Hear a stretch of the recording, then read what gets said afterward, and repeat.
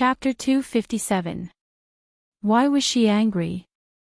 Maybe it was because Jiang Pingji didn't act according to the system's plan. It would be weird if she felt good. She couldn't help but laugh to herself. Her vigilance and defense against the system, which was not low in the first place, increased by another level.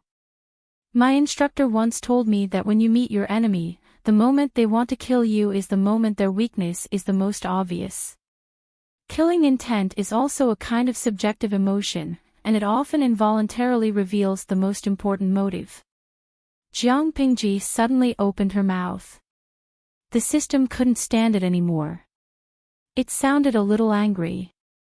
Host, what did you mean by that? What I mean is to tell you, if you want to scheme against me in the future, you better keep your foxtail. She said bluntly. The system was speechless. It was like it was constipated. It couldn't say a word. In fact, before Jiang Pingji opened her mouth, it didn't know how it had exposed its real purpose. There was nothing wrong with the triggered mission, but it still persuaded Jiang Pingji to carry out the mission. The reward, full breasts, was also something she couldn't complain about. As for the punishment, the system paid a lot of money. As long as she refused the mission, Jiang Pingji would be the winner in life. But she didn't play by the rules. The system didn't know where it was wrong until just now. It was calculating in its mind, but it forgot how smart its host was. It was only the description of the real-time triggered mission that made the host suspicious. Qing Qing, a friend of Meng Zhan from Meng County in Sang Prefecture. He is in an unknown danger. Please save him in half an hour. The mission description didn't seem to be wrong, but it was a trap.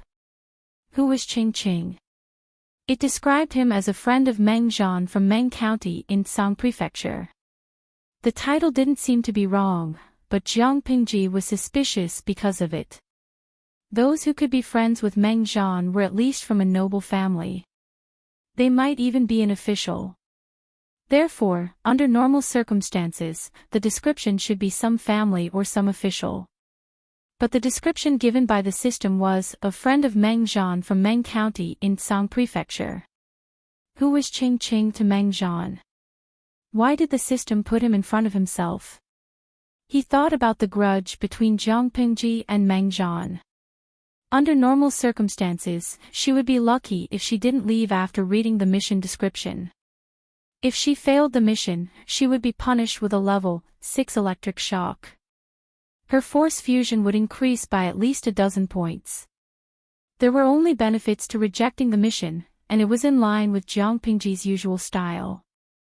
The second suspicious point was that the quest was only announced after blood robes appeared.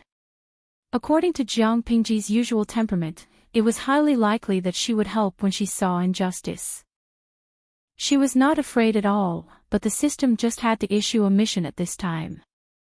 The mission content seemed to be to save people according to her wishes, but the effect was to dispel her thoughts. In that case, how could Jiang Pingji not be suspicious? The system, who understood everything, wanted to explode on the spot. This game can still be played. Its stomach was cramping and its head was hurting. It needed to calm down. After a long time, it consoled Jiang Pingji stiffly, even though it was useless. As the other half of the host, I can't possibly harm you. As for scheming against you, that's even more impossible. Jiang Pingji smiled and asked, System, when you said that, didn't you feel like you were lying? The system still wanted to explain, but she forcefully interrupted it and made it swallow its words. Forget it. I never wanted you to be loyal to me.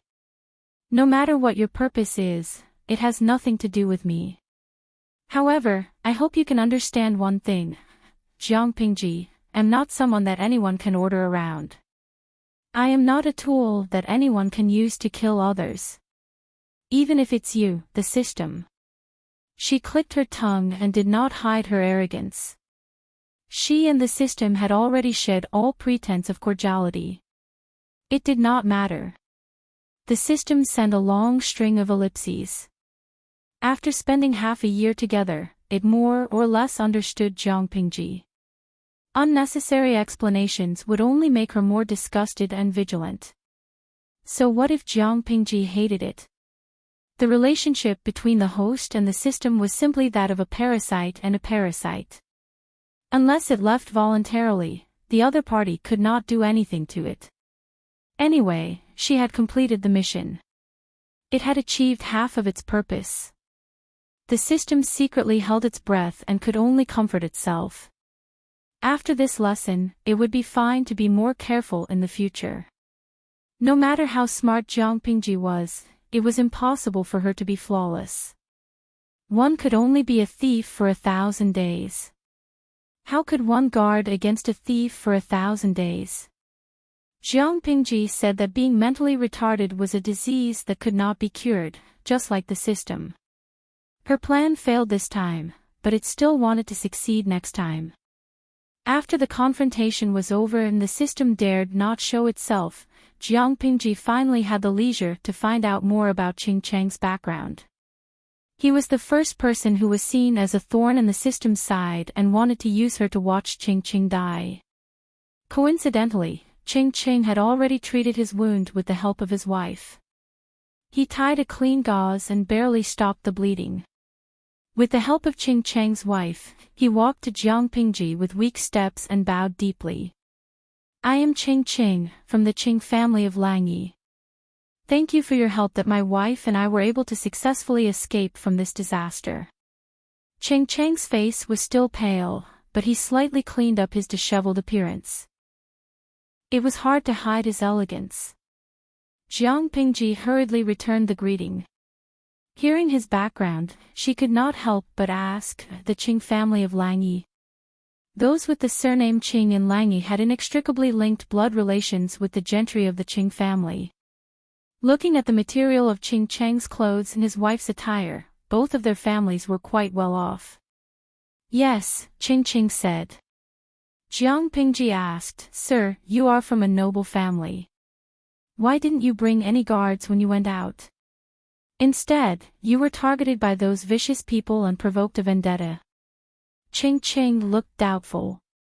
Not to mention Jiang Pingji, even he did not know how he had provoked such a group of people. If it is not convenient for you, I will not ask more. Qing Qing hurriedly said, It is not like that. It is just that, even I have no clue about this matter. I think I have always been kind to people.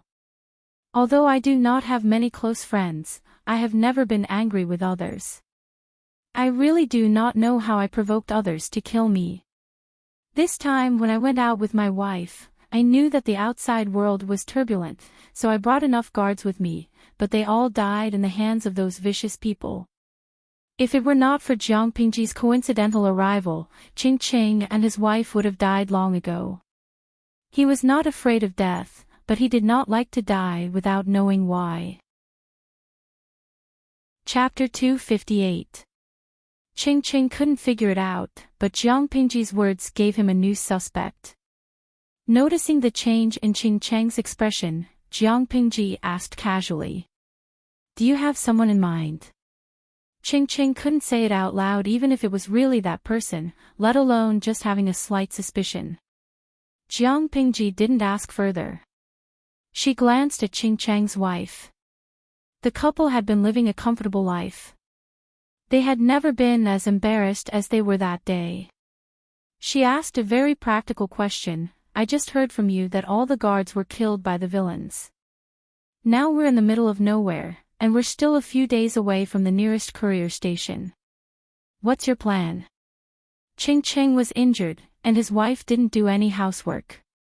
They didn't know how to survive in the wild. Qing Qing looked embarrassed when Jiang Pingji asked the question. Before he could say anything, Jiang Pingji continued, If you don't mind and trust me, why don't I send you to the nearest station? You can settle down there and then contact your families. You are still in danger if you don't know the background of the thugs. Qing Qing thanked Jiang Pingji for her kindness with shame. If they didn't get a ride, they would have a hard time surviving even if the thugs didn't kill them. Compared to Qing Chang's gentleness, his wife was very straightforward. She liked Jiang Pingji more after witnessing what she did. You have extraordinary skills and an imposing aura. I wonder which family you are from. The Lu family of Hejin. My first name is Shi. My father is Lu Shi. If you don't mind, you can call me Lanting. After hearing this, Ching Ching and his wife were both surprised, but they focused on different things. Ching Cheng's wife focused on the young man who was talented enough to be a good son-in-law. You are Lu Zhongqing's son. When Lu Shi was young, he was the man that many girls missed. The story of him and his wife, Gu Min, was even more popular. Ching Cheng's wife had never seen him, but she had heard about him. She didn't expect a talented man like Lu Shi to have such a powerful son. Those villains had forced the couple into a dead end, but in front of this young man, they were so vulnerable. After a while, Mrs. Cheng's mind was already twisted. She labeled Jiang Pingji as the future son-in-law. If any family's daughter could marry Lu Shi's son, it would be a great deal. It was a pity that his daughter was still young. Otherwise, he would really want to settle down for her. Ching Cheng's focus had nothing to do with Lu Shi. It was purely because of Lu Shi. You're already 20. He didn't look like he was 12 or 13 at most. Jiang Pingji was stunned for a moment. She immediately understood the reason behind Ching Cheng's question. She explained, the courtesy name of Lanting was left behind by my late mother. It's just that father and mother loved each other deeply. After mother passed away, she always called me Lanting. Since he had already given it, he might as well just use it. It would save him the trouble of giving it a nickname. Ching Ching, such a wild and unrestrained style was really something that Lu Shi would do. Most of the blood on her body had dried up. It was impossible to tell what she looked like. Jiang Pingji told the guards to protect Ching Ching and his wife. She found a secluded place to wash her face. She couldn't wash off the other blood on her body, but she had to wash off the blood on her face. You're really good looking. Do you have an uncommitted marriage? Ching Cheng's wife was more and more satisfied with Jiang Pingji. She saw that Jiang Pingji looked so delicate and pretty. Although she was a little feminine, she was a popular image of a handsome young man. She was tempted and wanted to be a matchmaker for Jiang Pingji. Jiang Pingji nodded and then shook her head. She said, I did have an engagement, but Master Liaochen told my fortune. He said that I shouldn't get married early. Otherwise, it would be harmful. So, I had to cancel the engagement in order not to waste the girl's time. Ching Cheng's wife gave up on the idea of being a matchmaker. She felt it was a pity. She didn't doubt the truth of Jiang Pingji's words. Marriages between gentry families were not child's play. Unless it was unavoidable, they wouldn't cancel the engagement. Jiang Pingji's reason was irrefutable. Ching Ching looked at Jiang Pingji's face thoughtfully until his wife pinched him. Her husband was a good teacher. She didn't want to spoil Jiang Pingji's mood by talking nonsense. Ching Ching smiled bitterly. You've misunderstood me. I just think that you look familiar. I think I've seen you somewhere before. Since Lanting is Lu Zhongqing's son, he naturally looks like him. Why are you thinking about this? Ching Ching was speechless. He had never really met Lu Shi. They had been friends for a long time. They both knew of Lu Shi, but they had never met. The circle of gentry families was not big, but it was not small either. He had never met Lu Shi, but he had made friends with the same people. He had heard about Lu Shi from his friends. Therefore, Ching Ching said that Lu Shi looked familiar was not because of Lu Shi. He thought about it and suddenly remembered that he had seen an unfinished painting from his friend a few months ago. If the woman in the painting was a few years younger, more youthful, and softer, wouldn't that be Lu Shi? However, Lu Shi was Lu Shi's second legitimate son. He was the daughter of a concubine in the Liu family and had been raised in a boudoir. Ah! Could it be that the woman sleeping among the flowers in his friend's painting was the late Gu Min? It was terrifying to think about it. However, it was not impossible to think about it this way. His friend was Yuan Jing's disciple, and Yuan Jing had some contact with Gu Min when he was young. Perhaps he knew about Gu Min's appearance through Yuan Jing. Are you in trouble, master? Jiang Pingji opened the way with her knife and walked in front. The shrubs were cleared more thoroughly than before. It was more convenient for Qing Qing and his wife to walk. I see that you look troubled. Qing Qing was speechless. He felt that it was better not to tell the young man in front of him that there was a boy who was not much older than him who painted his mother. It's nothing. I'm just thinking about who wants me dead. Qing Qing found a reasonable excuse. Although I have some guesses, I don't think that person would do such a thing, so that was what he was worried about. Jiang Pingji was not suspicious. Even though she could see that Qing Qing was a little guilty, it was not appropriate for her to ask. Lang Jun, you're finally back. The guards found traces of a fight nearby. Su Ke saw a few people walking out of the forest from afar. From afar, Su Ke saw a few figures walking out of the forest. He hurriedly trotted forward and swallowed all the words he wanted to say. Who could tell him that Lang Jun had only gone out to fetch water? Although it took a long time. How could he be covered in blood when he came back? Chapter 259. Su Ke was confused, but Jiang Pingji was much calmer. What kind of fight? She threw a few water bags to Su Ke and said, ask the guards to gather some firewood and boil it in a pot. Put it back in the water bags when it's cold. The water in the stream is not clean after all. Boil it before drinking. He hurriedly took the water bags and found 2 new faces in Jiang Pingji's team. Su Ke said, the guards who were looking for firewood reported that they found several carriages and horses without people on the road ahead. There were many corpses lying around. After checking, they found that there was a fierce fight not long ago. The master is worried that it was done by the mountain bandits. Su Ke had been to that place. After careful inspection, he found that the possibility of the bandits committing the crime was very low. It was more like a premeditated murder. Therefore, he could not help but worry about his Lang Jun, who had gone out to fetch water. He was about to lead some people to search for her, but Jiang Pingji came back with blood all over her body. If it were not for the fact that it was broad daylight, Su Ke would have thought that it was the ghost of his Lang Jun's death. His heart almost stopped beating. He was scared to death. Jiang Pingji immediately understood and said, those should be Mr. Chang's carriages. They were attacked by bandits on the road. I happened to pass by and helped them beat the bandits back. Xiaoyu, ask someone to prepare some food. She said it lightly as if she did not remember that they were surrounded by 40 or 50 bandits.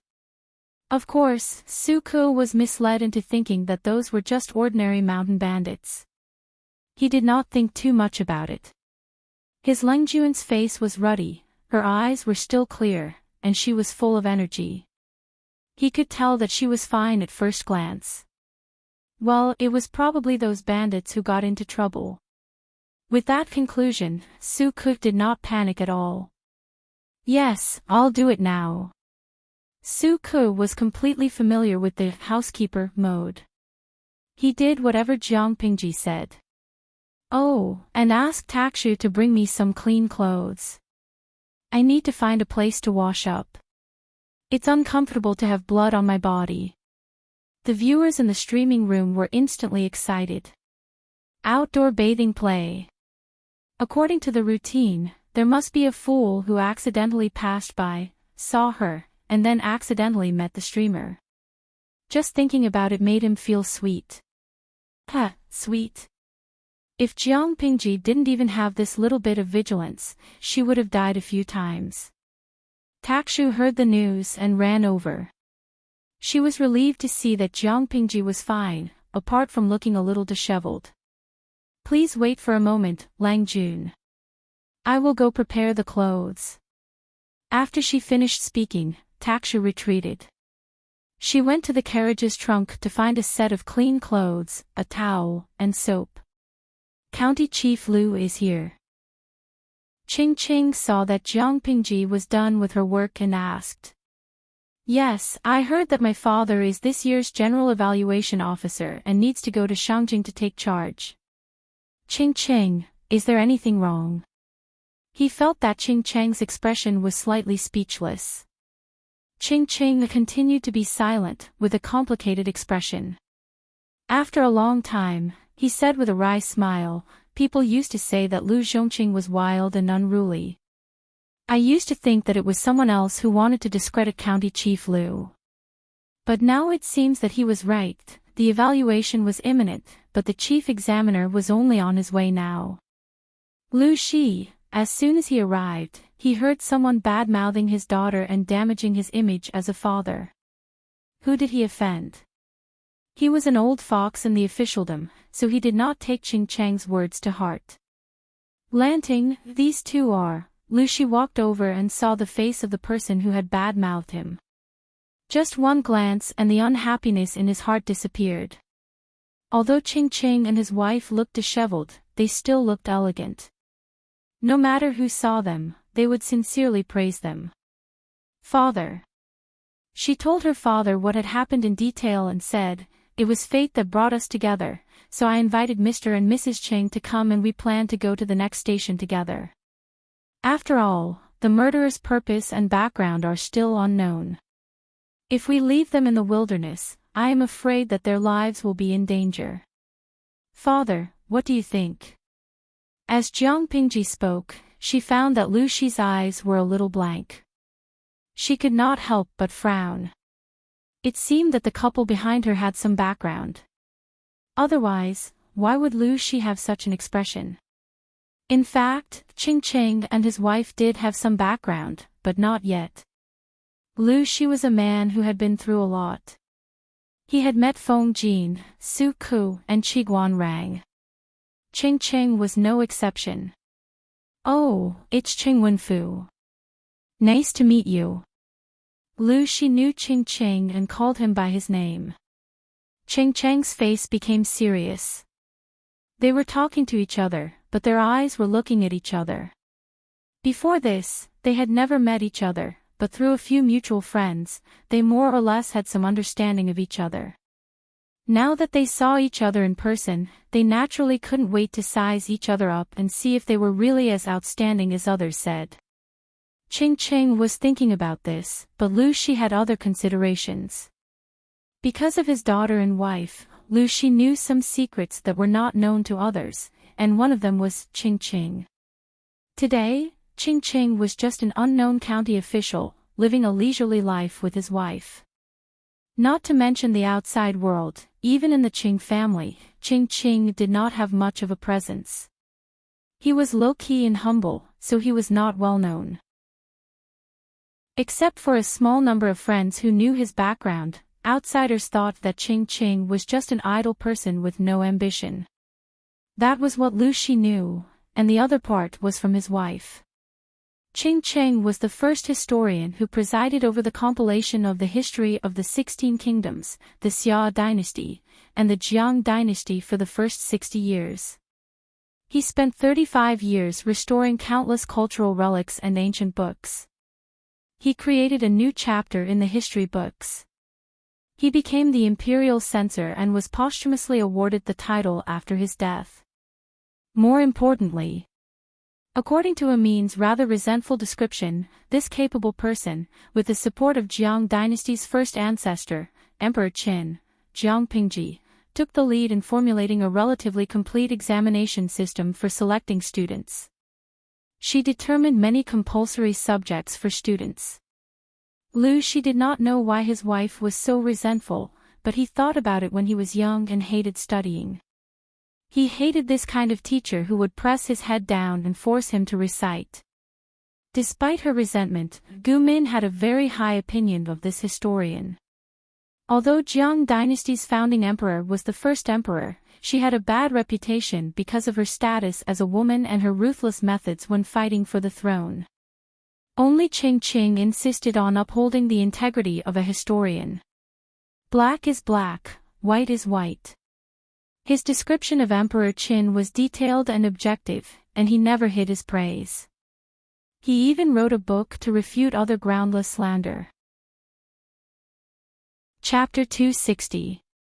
According to his wife, Qing was not good with words, but his writing was sharp and he was good at scolding people. She thought about it. The scene of Qing holding a book in one hand and a pen in the other appeared in his mind. The scene was so beautiful that he didn't dare to think about it. He was afraid that he would laugh in front of Qing. She entertained Qing and his wife.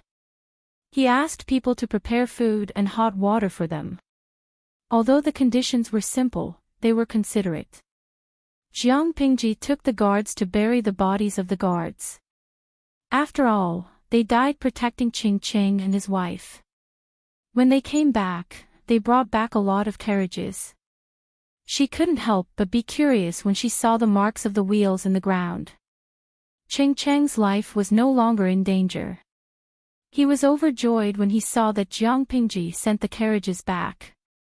Regardless of the others, he went straight into the carriage and opened the boxes one after another. He was relieved to see that the treasures were safe. Qing's wife smiled and joked, "It's time for you to change your temper. Otherwise, Lu County Chief and Lanting will laugh at you. No one will pick up these boxes if you throw them on the road, but you treat them as your lifeblood. People who don't know better will think that they are treasures." Qing was a little embarrassed. He blushed because of his wife's teasing. After all, it was a little crazy to bring a few carriages of bamboo slips with him. She helped Qing out of the predicament. He knew how difficult it was to study nowadays. The bamboo slips in the carriages were not as important as one tael of gold for ordinary people. They were just a pile of bamboo slips for starting a fire. But for those who had foresight, they were priceless. It was hard to find one of them even with money. Qing secretly smiled at his wife. There was a hint of pride on his face, which made people who saw him smile. Because Qing was injured, he could not withstand any additional torment. In addition, the condition of the road was not smooth, so she made the decision to prepare a carriage for the couple. The shock absorption system of the Lu's carriage belonged to the pyramid in this era. Qing and his wife didn't know the reason at first. They didn't know Shi's kindness until they got in the carriage. Privately, Qing's wife changed the dressing on her husband's wound. She inadvertently talked about the bandits during the day. "Did you think of someone, my husband?" Qing's face was gloomy, and he said with disappointment, "Alas, if I had to say who I offended today, it could only be that person, that person." Madame Chang's eyes darted around as if trying to guess who that person was. "Meng Zhan from Cangzhou." Qing said hesitantly, "But I don't think Meng Zhan lives up to his name, but I don't think he's that vicious. He just heard some scandals. Why would he want to kill me?" If Meng Zhan really wanted to kill him because of the scandal of exchanging a concubine for a legitimate wife, he wouldn't have left Cangzhou. Why would he wait a few months before settling the score? Some scandals. What scandal is it? Mrs. Qing was confused. "My husband is not a talkative person." Looking at the wounds on her husband's body, how could she not feel distressed? If she knew who was behind this, she would definitely not let them off easily. Didn't Meng Zhan lose his second son a while ago? On the surface, it is said that he is the son of his first wife, but in reality, he might be the son of a concubine. Qing did not hide anything from his wife. If it weren't for what happened today, he wouldn't have told anyone about it. Gossiping about other people's affairs was not what a gentleman would do. Mrs. Qing was surprised. She didn't expect it to be like this. In today's era, there was a clear distinction between the legitimate wife and the concubine. Messing up the legitimate wife and the concubine could be said to be a minor offense, or even a minor offense could be said to have violated the law. The whole family would be despised and would never be able to lift their heads again. For a noble family like the Mangs, the higher the status, the more attention they would receive. Naturally, the consequences would be more serious if the scandal was exposed. It seemed that it was not impossible for Meng Zhan to hire a killer. However, Mrs. Cheng had the same opinion as Qing Qing. She thought the possibility of Meng Zhan being the killer was very low. Think about it. Maybe it was someone else. Qing Qing let out a long sigh. He racked his brains but still couldn't figure it out. He had to put it aside for now. They had planned to separate at the nearest station, but Qing Qing and Lu Shi had a similar temperament. They chatted happily. Under Lu Shi's enthusiastic invitation, the two families decided to go on the road together. It was a win-win situation and it also saved Qing Qing and his wife some embarrassment. If they sent a letter to their family at the station, it would take at least a month for the family to send someone over. Lanting, are you interested in these books? Although they were on the road and the conditions were simple, Qing Cheng's injury had been healed after a period of rest. The 6 Arts of a Gentleman was a compulsory course for scholars. Qing Qing naturally knew how to ride and shoot. After his injury was healed, he didn't want to stay in the carriage anymore, so he decided to ride a horse to get some fresh air. He found Jiang Pingji was staring at his bookcase, so he couldn't help but ask. Yes, I found that Uncle Qing has more books than my father's study. In that era, the books were basically in the hands of the noble families. The richer the family was, the more books they had. According to her understanding, Qing Qing was not a direct descendant of the Qing family, but the tens of thousands of books in the carriage all belonged to him. She couldn't help but gasp in admiration. She didn't know where Qing Qing had gotten so many books. If possible, Jiang Pingji would like to make a copy. Books were an important way to pass on human wisdom. They were indispensable if civilization wanted to move forward. Of course, if they wanted to break the monopoly of civilization by the noble families, they were more than enough. Qing Qing didn't know what Jiang Pingji was thinking. He couldn't help but feel proud when he heard what she said. He wasn't bragging. Even the noble families with thousands of years of history might not have some of the books in the box. A small portion of these books are from my family's collection, and the rest are the remnant pages of ancient books that I've collected. Occasionally, when I hear that some houses have rare ancient books, I'll shamelessly visit them. At this point, Qing Cheng's words became a little more vague. From this, it could be seen that the shamelessly visit he mentioned might be the kind that came uninvited. Over time, I've accumulated so many. Qing Cheng's wife often complained about her husband. She said that she was not the legal wife, but a concubine. The books in the box were Qing Cheng's legal wife. Although it was a joke, it showed how much Qing Qing liked the books. Chapter 261.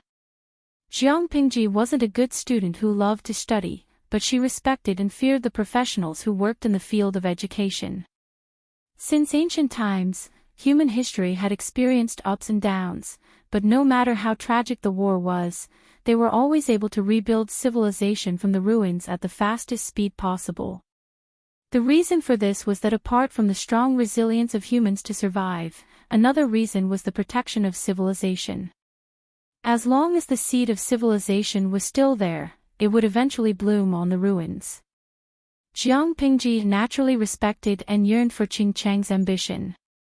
Civilization was never exclusive to one family or one clan. It was the unique wealth of the human race. Qing Qing didn't think too deeply or too far, but he didn't stick to one pattern. His eyes didn't only see the present, but he also thought about the inheritance of civilization. That alone made him much better than most of the aristocratic families who cherished their treasures. Jiang Pingji thought about it and asked with a smile, Uncle Qing, would you be willing to lend me a few books to copy? The aristocratic families treated books as their lifeblood. Unless they had a good relationship, they wouldn't lend them easily, let alone let others copy them. Qing Qing was very generous, but he was also a little childish, so he replied with a smile.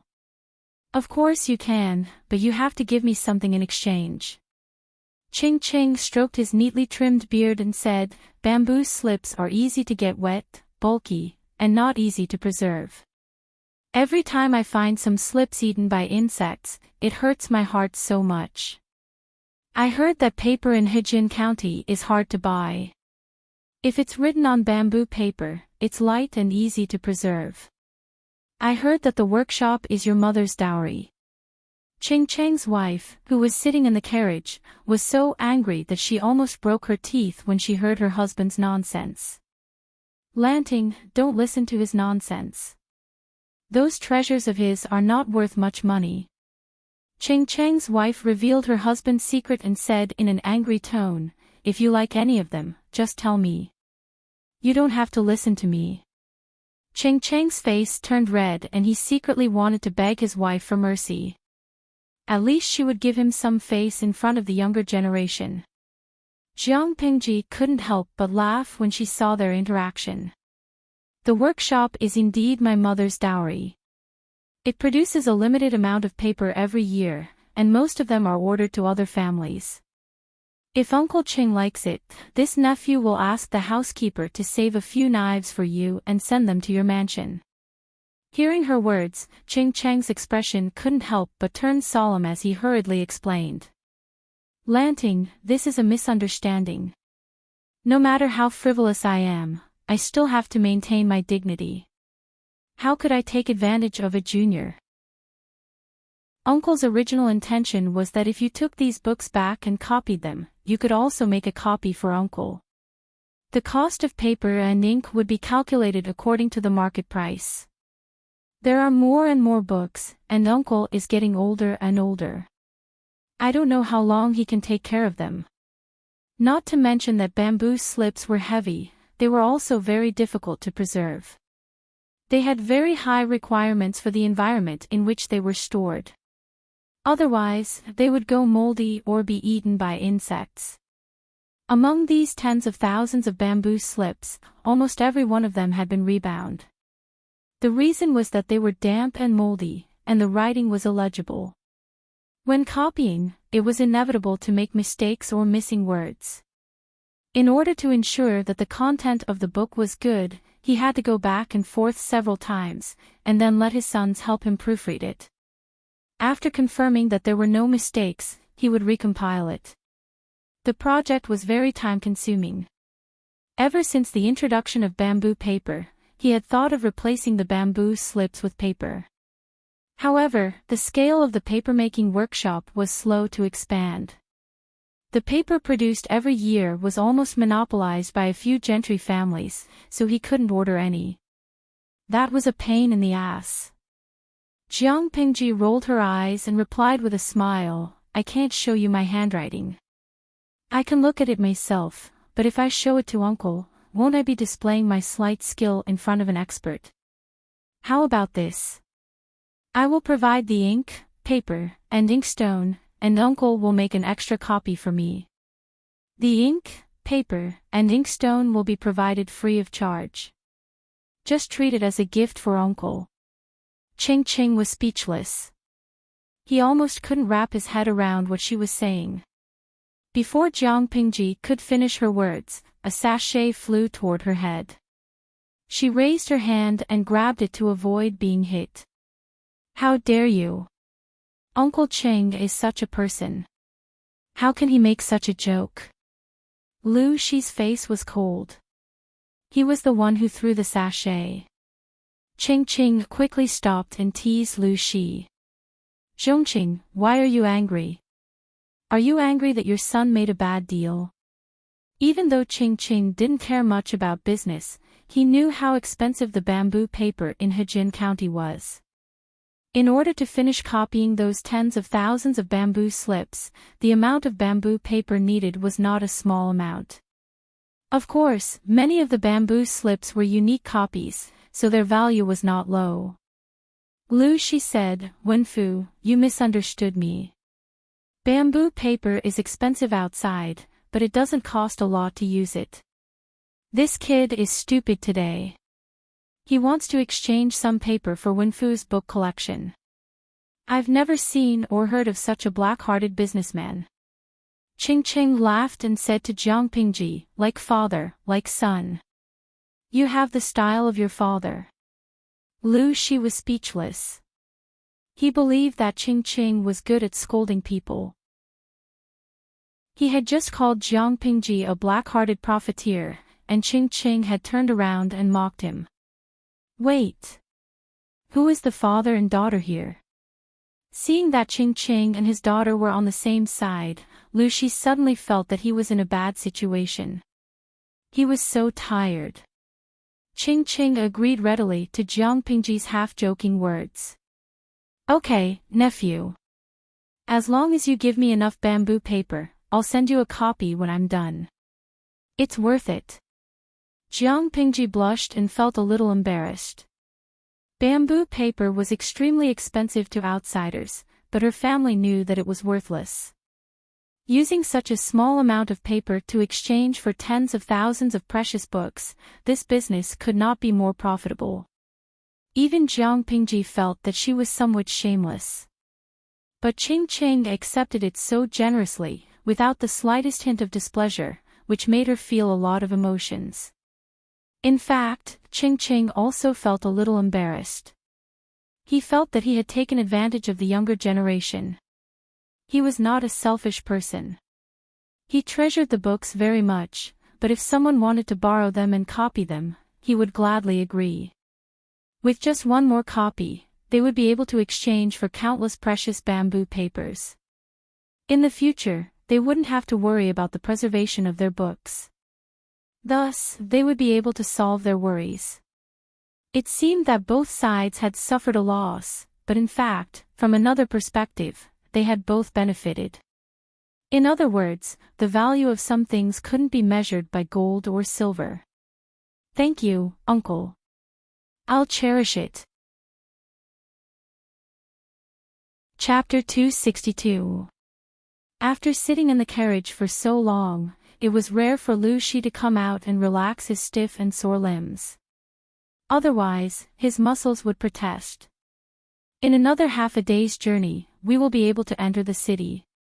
I haven't been here for a few years, but Shangjing is still bustling." The outside world was about to turn upside down, but the majestic Shangjing was still singing and dancing, which made Lu Shi, who was used to desolation, very uncomfortable.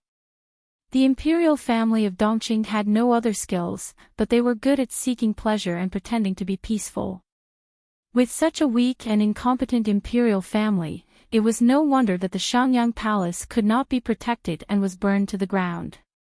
Lu Shi's head hurt when he thought of the mastermind who burned down Shangyang Palace and massacred the imperial family. The mastermind was none other than Qiguan Rang, Prince Shouchang's advisor. Yes, he heard it right. It was that Qiguan Rang. A counselor of low birth, a treacherous character, ruthless methods, and a counselor whose loyalty had all been fed to dogs. Gu Min didn't know much about history. Most of what she knew was from TV dramas, so she only remembered 3 things about Qiguan Rang. First, he burned down Shangyang Palace and killed the men of Dongqing's imperial family. Second, he caused the Empress to lose 3 cities in a row. Third, he set up a trap in the prison and caused the former master's good situation to collapse instantly. He lost everything and surrendered to the Empress on the day the city opened. When everyone was pleading for mercy for their former master, hoping that the Empress would spare the life of the former master, Prince Changshou, and just imprison him. This would also show off her benevolence. The Empress asked for Qiguan Rang's opinion, but he actually insisted on beheading him and eliminating the root of the problem. He even said a very famous sentence: "A good bird chooses a tree to nest in, and a virtuous minister chooses a master to serve. Since he betrayed me, why should I care about him? Listening to him, it was as if he had been cheated on by Prince Changsho. Others would at most whine when they were cheated on, but Qiguanrang directly killed the old master's family. Although he didn't know why Qiguanrang knew his daughter early, it was still a good thing. Without the help of Qiguanrang, the timid and hesitant Prince Changsho wouldn't be able to do anything. When the sun was high in the sky, they finally saw the towering city wall. Lu Shi was lost in his thoughts.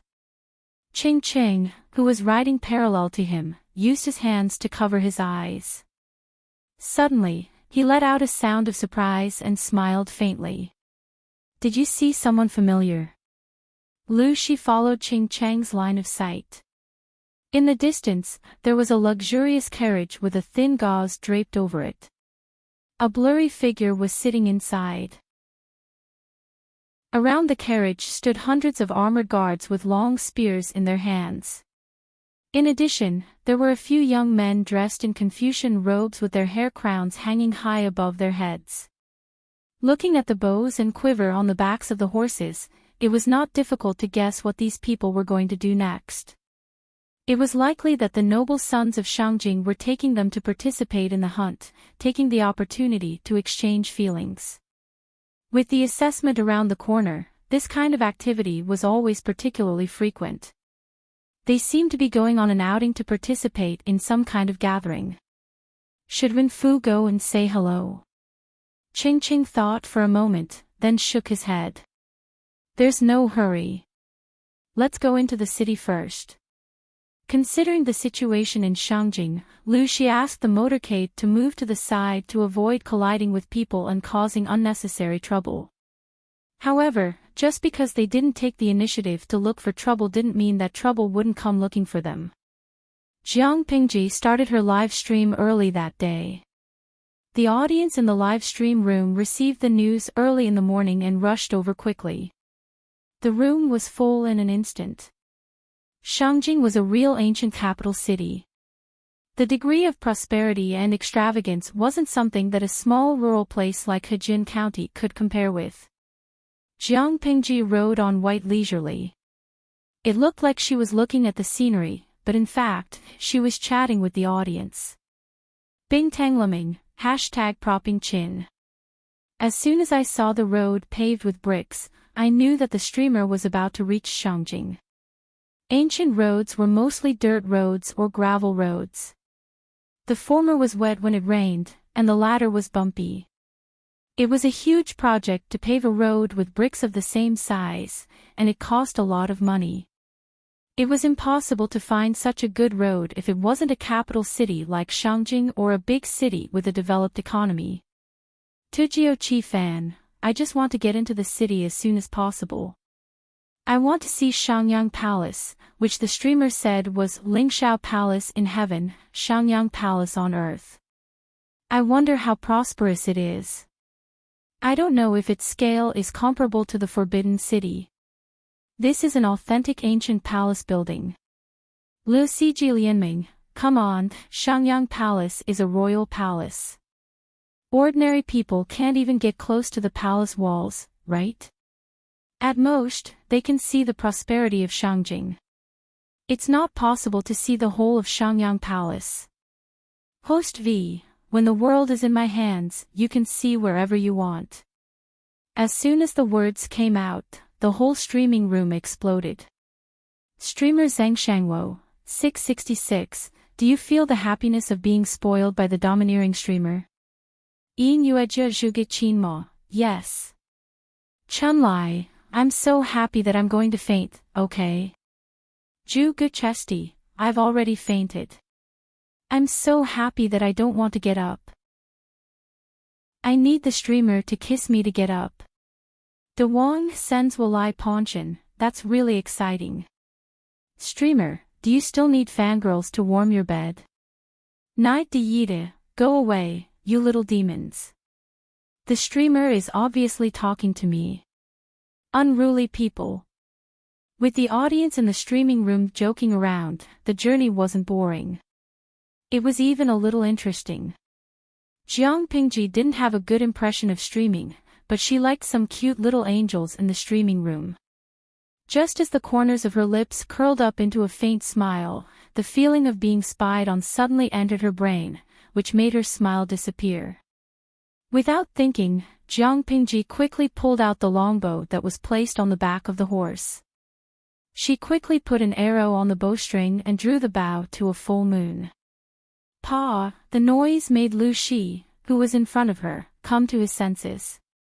He turned his head and saw an arrow explode in the air. The remains fell to the ground. His daughter had not finished drawing the bow. Her expression was cold, and her dark eyes were filled with murderous intent. Lu Shi was about to speak. Lon, he saw his daughter draw the bow even faster. Before he finished speaking, an arrow had left the bowstring at the speed of lightning. Trash! Jiang Pingji looked coldly at the guy who was still smiling. His hair was blown away by the arrow. He looked panicked and lost. Although the other party didn't have murderous intent, it was full of malice to embarrass her. Since that was the case, she would give him a taste of his own medicine. Who asked that trash to have such a cheap hand? With a duong sound, the arrow steadily shot into the horizontal bar of the shaft of the carriage. The move alarmed the armored guards, and they all looked as if they were facing a formidable enemy. Lu Shi was surprised at first, but when he saw the arrow explode in the air after being shot by his daughter, he felt a lingering fear in his heart. He was furious. Ching Ching was a beat slower to react. His face suddenly turned pale. They didn't know the target of the arrow. They only knew that it was aimed at Jiang Pingji, so they subconsciously thought that the arrow was meant to kill her. Chapter 263. Kojiao Chi-fan, damn, which bastard attacked the streamer? Doesn't he know that if he pisses off the streamer, she'll tear him apart with her bare hands? Tang roasted chestnut, I just blinked. What happened? It happened too fast. Jiang Pingji reacted in time to block the attack and retaliate. The viewers in the streaming room were all dumbfounded. At that moment, they wished there was a replay button so that they could go back a few seconds and see what happened in detail. Kojiao Chi-fan, a bastard attacked the streamer with a bow and arrow, but the streamer is indeed a beautiful woman. She shot the arrow in the air and blew it up. She even retaliated with an arrow. She's so handsome that I can't even close my legs. After being reminded, everyone looked at the shattered remains of the arrow on the ground. Through the livestream's perspective, they saw the coward who had his hair blown off. His face was full of panic. He fell to the ground and almost peed in his pants. They all gave Jiang Pingji a thumbs up. Well done. A huge wave of rewards flooded in. Jiang Pingji had foreseen this and temporarily turned off the backstage notification sound. The group of people seemed to have a powerful background. The owner of the carriage had an even more powerful background. The armored guards all stepped forward and surrounded Jiang Pingji's group as if they were facing a formidable enemy. However, the troops were not to be trifled with. They immediately pulled out their broadswords and confronted them. Seeing that someone was about to be killed, Ching Ching saluted the group with a gloomy face. He spoke in a clear voice, which almost made Lu Shi kneel. What does Prince Changsho mean by this? Ha! Prince Changsho. Lu Shi was confused, but on the surface, he looked cold and emotionless. His eyes kept drifting in the direction of the carriage. The person in the carriage couldn't sit still after Ching Ching called out his identity. He asked someone to lift the veil, revealing a face of about 30 years old. What happened? He asked his attendants as if he didn't know anything. Your Highness, two Langjuns used an object in the distance as a target for fun, but they didn't expect a commoner to pass by on a horse and block the object. That commoner is extremely daring. He attacked the Langjuns in public and even alerted Your Highness. The attendant's voice was shrill, which sounded very harsh. Prince Changsho snorted and said coldly, "A commoner attacking an aristocrat in broad daylight is a crime punishable by death." With just a few words, he had smoothed out the crisis that Jiang Pingji had faced previously. Instead, he had pinned a groundless crime on her head. At this moment, a young man who was accompanying them heard a familiar voice. He suddenly turned around, his eyes filled with surprise. He cupped his hands towards Prince Changsho and said, "Your Highness, the person who spoke just now is my nephew. Please allow me to go and understand the situation before making a decision." Prince Changsho was initially a little displeased. After all, when that arrow hit the shaft of his carriage, he was so frightened that his heart almost stopped. However, when he saw who the young man who spoke was, he silently suppressed his dissatisfaction, and a faint smile appeared on his frightened face. Yumo's nephew must be an outstanding talent. Why don't we call him closer? Without waiting for Prince Changsho to finish, Qing Jing excused himself and rode forward, ordering the armored guards to put down their spears. "Everyone, stop." Seeing that Qing wasn't injured, Qing Jing felt slightly relieved. "Wenfu, long time no see." Lu Shi was dumbfounded. The young man in front of him was at most in his 20s. Why did he call Qing by his courtesy name? After all, Qing was a few years older than him. "It's been a few months since we last met in Langia." "It has indeed been a long time." "Yumo, come, let me introduce you. This is the county chief of Hu County, Lu Zhongqing. He is one of the extraordinary people in Dongqing that you always talk about. Now that you've met him, aren't you excited?" Qing Jing was dumbfounded, and Lu Shi was even more dumbfounded. As for Jiang Pingji, she already didn't know what to say. What happened just now? Why did you have a conflict with Prince Changsho's guards? Qing Cheng's face became gloomy again. Lu Shi's expression was even worse, which made Qing Jing's heart skip a beat. "TSK, let me tell you about it. Just now, there was a despicable person who aimed an arrow at my head. I only shot away his crown, which made him look like a clown. I was already being very polite. Why, Lang Jun, do you want to reprimand me indiscriminately?" Jiang Pingji urged her horse forward. She didn't have a good impression of Qing Jing, or Qing Yumo, whom Lu Shi had mentioned before. Qing Jing looked embarrassed.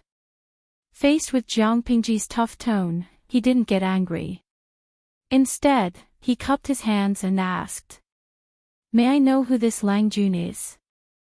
Lu Shi put on a fake smile and said, "My only son." "May I know the name of the despicable person just now?" He just wanted to make fun of them because they were tired from the long journey. Their clothes were unremarkable, and the decorations on their carriages were simple. If it were an ordinary merchant's carriage, they would probably have to swallow the humiliation. But since it was Lu Shi, the meaning was different. He deliberately emphasized the word only, and Qing Jing suddenly realized that it was a serious matter. "You misunderstood me, Lang Jun. I am not the kind of person who does not distinguish between right and wrong." Qing Jing smiled bitterly and said, "I was chatting happily with my friend just now, and I didn't notice what was happening around me." By the time I realized it, Lang Jun had already made that person lose face. Lu Shi's son was almost shot to death on the official road outside of Shangjing. He couldn't imagine what would happen if that really happened. Serves him right for being despicable. "Lang Jun, this has nothing to do with you. I won't ask you to speak for me, but I hope you won't plead for that person either." Jiang Pingji clicked her tongue. Although she didn't act arrogantly, her attitude was quite tough. A kind person would be bullied, and a kind horse would be ridden. The rule of the law of the jungle was even more straightforward in today's stratified society. If it wasn't her, but any other ordinary person, they would have fallen off the horse in fright. Maybe they would have been trampled by the horse's panicked hooves. White was a well-trained warhorse from the northern borderline. She had reacted calmly just now, which prevented a tragedy. Ching Ching nodded and said, "Of course." Ching Ching snorted and said disdainfully, "Prince Changsho." Humph. Ching Ching went back and told the identity of Lu Shi and his people. Not only did Prince Changsho's expression change, but his attitude was completely biased towards Lu Shi and his people. The young man who accompanied them also looked as pale as a sheet. The two Langjuns who had been joking with each other were trembling and their lips were pale. How could they have known that those ordinary people, who looked like commoners, had such a powerful background? Who asked you to be despicable? Who asked you to be despicable? Who asked you to be despicable? The young man who had shot the arrow looked at his own hand with tears in his eyes. He wanted to go back in time and slap himself. Who in Dongqing was the most dangerous person to offend? Lu Shi was definitely on the list. He was this year's General Evaluation Officer, and they had almost shot his son. How could they expect him to give them good results? To be more serious, Lu Shi only had to move his pen and give them a bad evaluation. Their careers would be over. Even if they didn't enter the officialdom, it would be impossible for them to be famous scholars with just a title. Obviously, Lu Shi was not such a generous person. Chapter 264. Lanting, you weren't scared, right?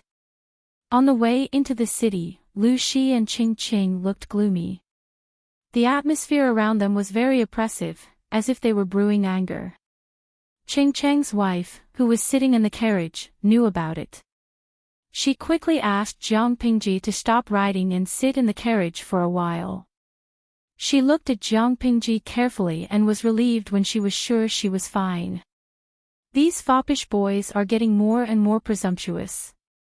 They don't know the teachings of the saints.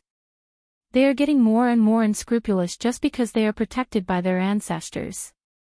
Fortunately, Lanting has excellent archery skills and Lu County Chief is watching over us. Otherwise, there would be another bloody case under the Emperor's feet. Ching Cheng's wife was very angry. She squeezed Jiang Pingji's hands and said, "Look at you.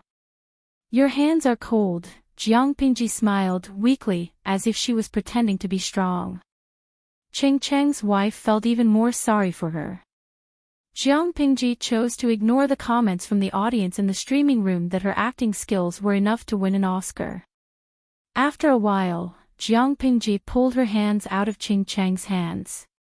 She looked obedient and said in a low voice, "Auntie, I wasn't scared. I was born this way, born this way. It's normal for you to be full of vigor and young energy to be in your growing period. Yet, your hands are so cold. It's obvious that you're overflowing with cold energy. Lu Zhongqing is indeed a man. He doesn't know how to raise a child. How can he be so careless?" Ching Cheng's wife raised her eyebrows. She was a little dissatisfied with Lu Shi. A man was indeed a man. He gave birth to a child but didn't take care of him. Poor Lu Shi lost his mother at such a young age.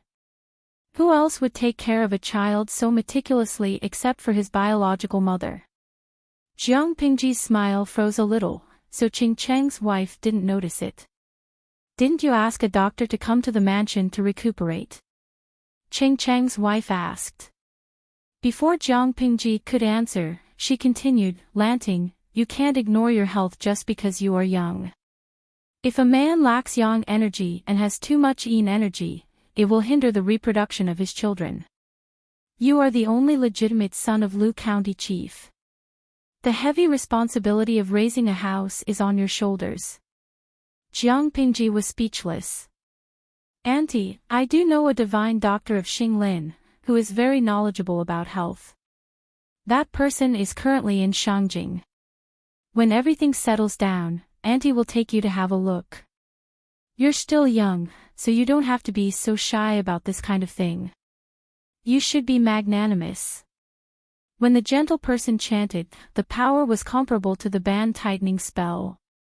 Jiang Pingji could not do anything about it.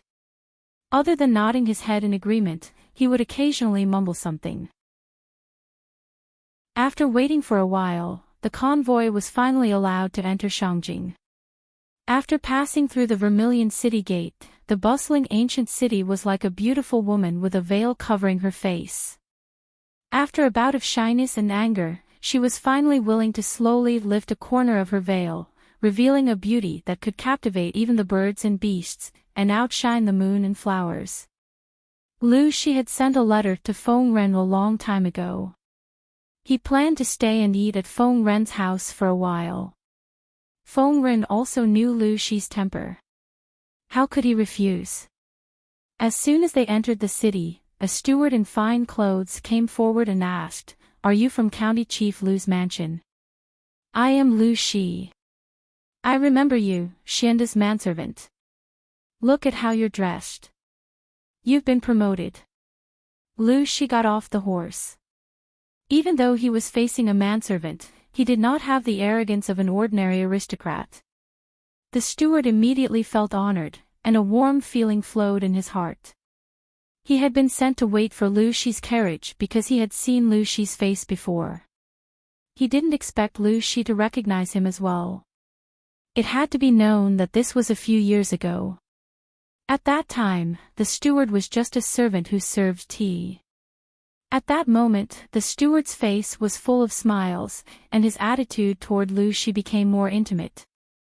"Master has asked the mansion to prepare a courtyard for you. Please come with me." If Hejin County was said to be the pretty daughter of a humble family, then the prosperous and mighty Shangjing was said to be the daughter of a noble family who was dressed in luxurious clothes and had a head full of pearls and jade. She was graceful and elegant, and her appearance was so beautiful that it could cause the downfall of a city. At first glance, the houses were scattered in picturesque disorder, the streets were neat, and the people and merchants who came and went were dressed neatly. There was not a beggar in shabby clothes in the streets and alleys. It was as if this was what a prosperous ancient era should look like, but it was just as if. Jiang Pingji swept her gaze across. Her eyes, which were originally filled with some interest, suddenly became unhappy. "Let's go. I'll find out where Master Yuanjing is staying later. After a short rest, I'll bring you to visit him." Although he couldn't bear to part with his daughter, Lu Shi knew that he would only make things worse if he helped her. She could only walk down that path alone. If he took Yuanjing as his teacher, he would be able to make friends with many young elites. It would also be good for him to accumulate some capital in the future. At the very least, he would be able to keep a clean reputation. Jiang Pingji nodded. She had heard of Yuanjing's name for a long time. Now that she was about to meet him in person, she wanted to see what was so special about him. On the other side, Prince Changshuo's mood could be imagined after Lu Shi rudely brushed him off. He didn't look happy throughout the whole process. The foppish playboy was even more careful. His expression was as gloomy as a bitter gourd, as if he would pout and burst into tears in the next second. Qing Jing was especially disdainful of his attitude. As a man, he dared to take responsibility for his actions. Since he had the guts to make fun of the commoners, he should have been mentally prepared to kick an iron plate. He was proud of himself when he bullied the commoners, but he panicked after offending Lu Shi. His ugly behavior made people want to vomit. Qing Jing glanced at the gorgeously dressed Langzhens at the gathering. Yes, gorgeously dressed. There was nothing wrong with the phrase. He hadn't been to Shangjing for a few years, and the atmosphere there had changed. Not only did the men put on makeup, but they also drew on their eyebrows, painted their lips, and dyed their cheeks red. They even had to deliberately tighten their waists. They walked like willows swaying in the wind. Every one of them was more delicate than a girl. If it wasn't for the fact that the General Evaluation Officer, Lu Shi, didn't like men who were too delicate, their outfits would have been even more unsightly. Jing really couldn't talk to those people, so he just sat in the corner and slowly drank his tea to calm himself down. As for the two whimpering Langjuns in the distance, he felt like he would go blind if he looked at them for too long. Yumo, why are you sitting here alone? Aren't you going to play with them? As he was feeling depressed, a wisp of light fragrance hit him. A young man in a mint green shirt sat directly next to him. The newcomer was tall and slender. His skin was as delicate as flawless white porcelain. He didn't put on any makeup, but he was better than a girl. He had bright eyes, red lips, and white teeth. He was truly a handsome young man. Jing didn't bother to look up. He knew who it was just by listening to the voice. What are you playing at? I don't want to look at you. My stomach still hurts. That's why you don't have your meals on time. Hanyu curled his lips and quickly took the fruit in front of Jing and stuffed it into his mouth. The slightly sour juice overflowed his mouth. He said with disgust, I gave you such a raw fruit. No wonder you have a stomachache. Jing's mouth twitched, and he continued to drink his tea.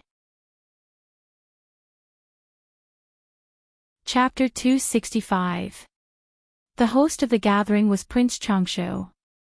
The purpose of the gathering was for students to exchange knowledge, but in fact, it was to attract talented students. The Chengs and Prince Changsho's relationship was somewhat indirect. Jing had to come because of his pride, but Hanyu didn't have that many concerns. My teacher lost a game of chess with Zixiao and was urged to go to Jishan's hot spring today. I slept in for a while, but they didn't wake me up.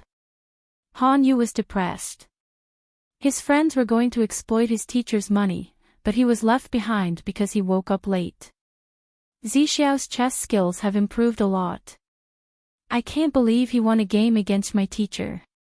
Although Master Yuanjing wasn't as good as the rumors said, his relative was proficient in calligraphy and painting. Any one of them could be regarded as a master. It wasn't difficult to be proficient in one of them, but it was difficult to be proficient in all of them. After all, a person's energy was limited. There was no other reason other than talent. Jing couldn't help but laugh. He understood Hanyu's depression. Jishan's hot spring was famous in Dongqing. Many gatherings were held there, and many students liked to go there. More importantly, it wasn't easy to make their teacher lose a game and pay for a student to go to the hot spring willingly. Hanyu muttered. Zixiao's chess skills are getting better. I felt like I was being led by the nose when I played a game with him yesterday. I was left alone by them. It was boring, so I came to find you. I saw that you had nothing to do at the gathering. It was boring. Jing shook his head and said, it would be better for you to go to the brothel to have fun than here. Prince Changsho seemed to be kind, but he was secretly ambitious. He had his eyes on many talents from aristocratic families. Hanyu really shouldn't have come here. Unexpectedly, Hanyu said with a bitter face. Go to the brothel. Let those girls look at me and have fun. He wasn't bragging, but all the girls in Shangjing were not as good-looking as him. Jing was speechless. He had seen narcissistic people, but he couldn't stand Hanyu being so narcissistic every day. Right, this is for you. Hanyu took out a piece of bamboo from his sleeve. What's this? Jing took it and saw that it was his teacher's handwriting, which said, the examination question is out. My teacher left it for you. He said that you would know when you read it. How would I know if you don't know? Hanyu answered honestly. Jing's fingers traced the words on it. Suddenly, a thought flashed through his mind, and he suddenly understood. He was speechless. This thing of yours came a little late, Jing said regretfully. Hanyu was confused and asked, do you know what the teacher is talking about? If I'm not wrong, he's probably referring to the General Evaluation Officer, Lu Zhongqing. It was a real ability to live well after seeking death. Let's wait and see.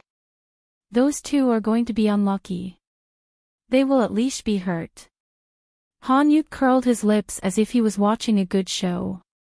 His eyes were sparkling. Qing Jing was speechless. He didn't know whether he was wrong about Lu Shi or Han Yu. Oh, I almost forgot something important. Han Yu quickly sat up straight. He suddenly remembered something important. Lu Lanting came to Shangjing with his father to find a master and study in Langyi Academy. According to County Chief Lu's style, he will go to the master as soon as he settles down. If I go there now, I might see something interesting. Qing Jing smiled. Master said a long time ago that he will only accept 4 disciples in his life. Now that the 4 are here, there are no more places. There was still hope for studying, but it was impossible for him to become a disciple. His master looked not only for talent but also for fate. Han Yu said as if he wanted to see the world in chaos, that's why it's worth watching. This gathering is so boring. It's either I flatter you or you flatter me. It's so boring. Instead of wasting time here, it's better to go and see that young Lang Jun. When are you going to rein in your jumpy temperament? Although that was what he said, Qing Jing was already convinced.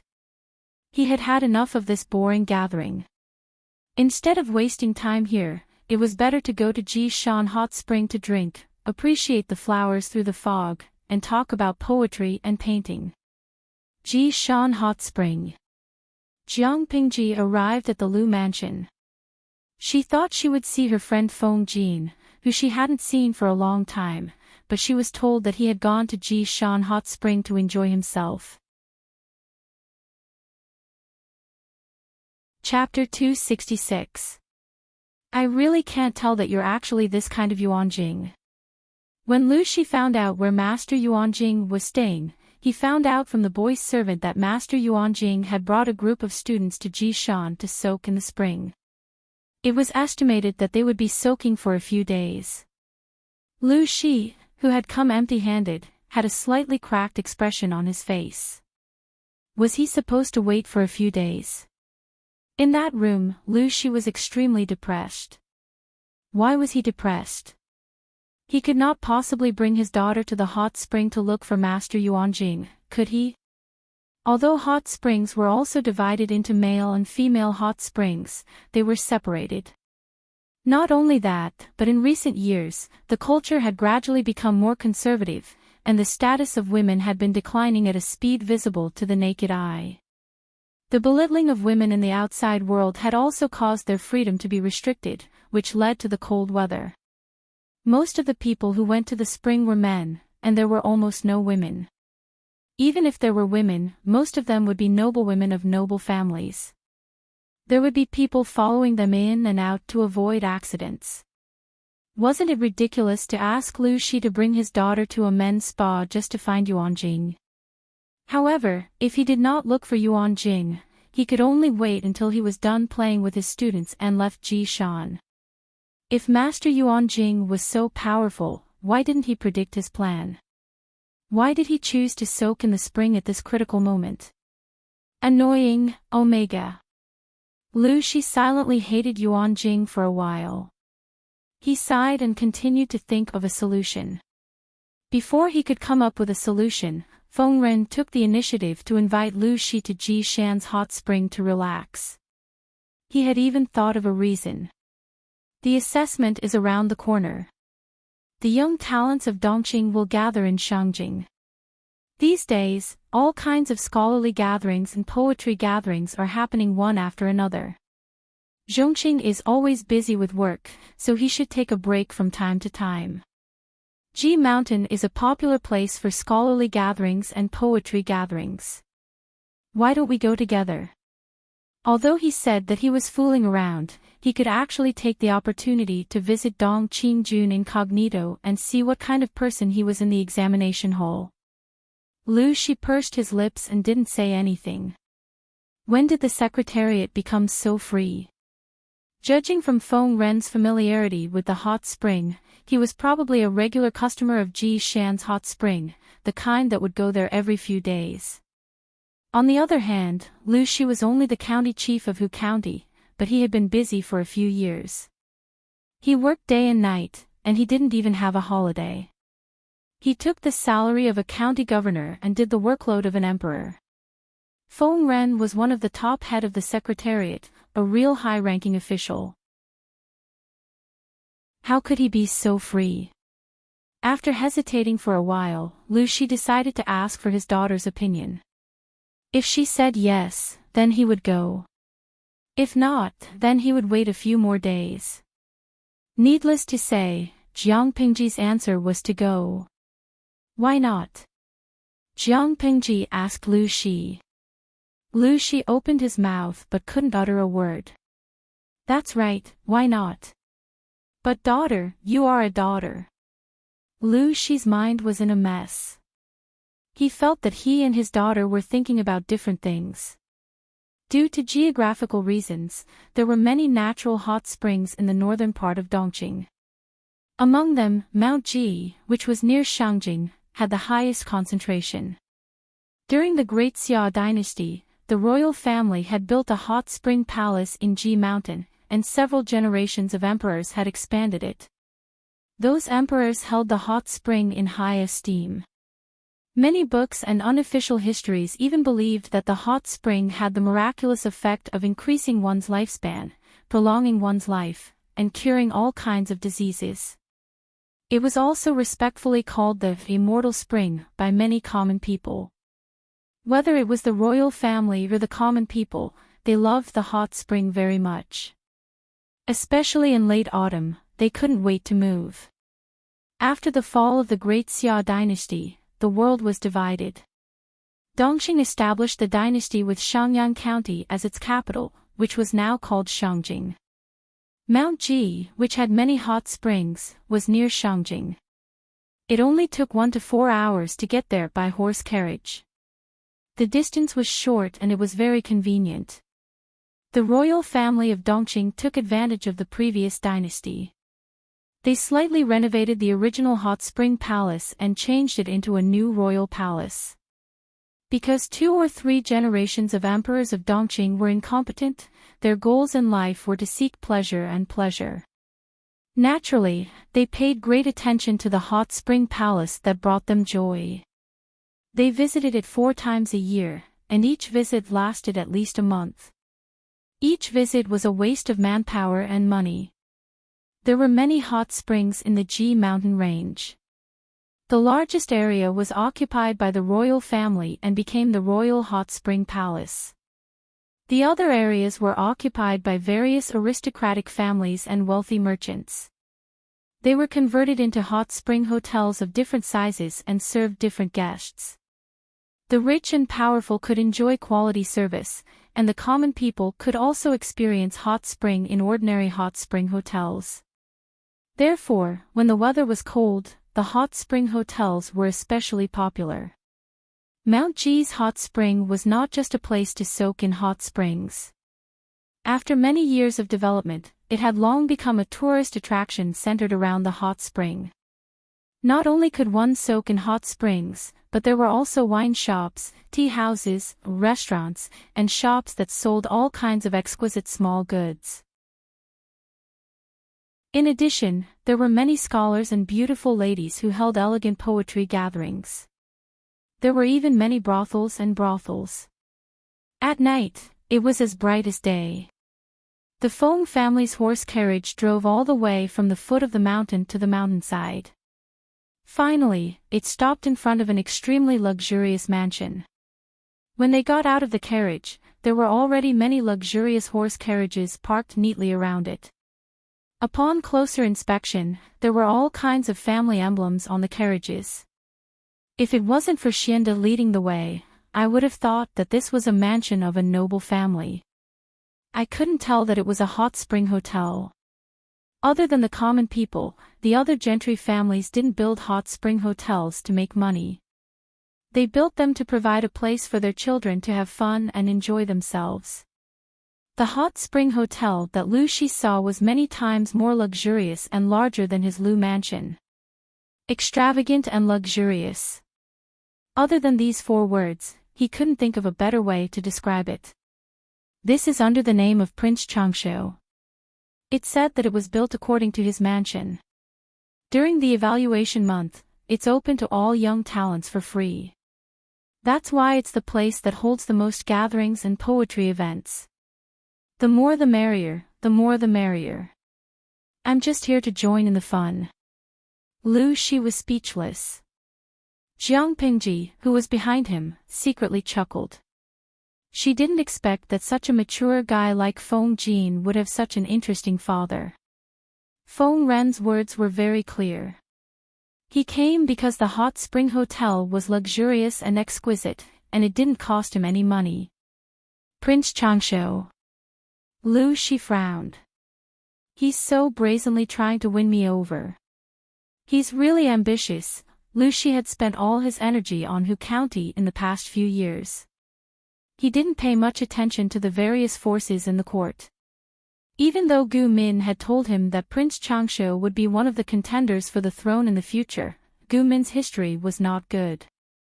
She only remembered that the guy had been eliminated very quickly and was a coward who was too soft to listen to. The only famous advisor under him was Qiguan Rang. All this information had led Lu Shi astray. He had the impression that Prince Changshu was the same, cowardly, weak and useless. Feng Ren coughed and said in a low voice, "Let's go to the hot spring first before we talk about this." They picked up their bowls to eat meat and put down their chopsticks to curse. They hadn't enjoyed the free hot spring provided by Prince Changshu, so they didn't talk about it for the time being. If they wanted to talk about it, they had to wait until they enjoyed the hot spring. Lu Shi was speechless. Chapter 267. There were basically no rules for ordinary people to soak in the hot spring, but it was different for the gentry. In order to reflect their status, there were rules everywhere. Jiang Pingji was led to a courtyard by the servant girl of the hot spring hotel. First, she had to burn incense and bathe from head to toe. Her hair had to be carefully washed. More than 50 kinds of spices were ground into powder and placed in exquisite powder boxes of the same size for the guests to use.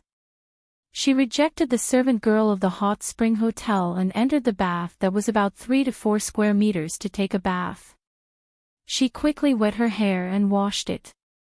The clothes that she wore after the bath were folded neatly and placed aside.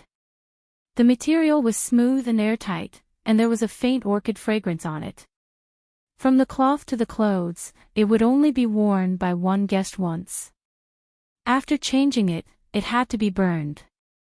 It could not be recycled a second time. Not to mention other things, just this alone was shockingly expensive.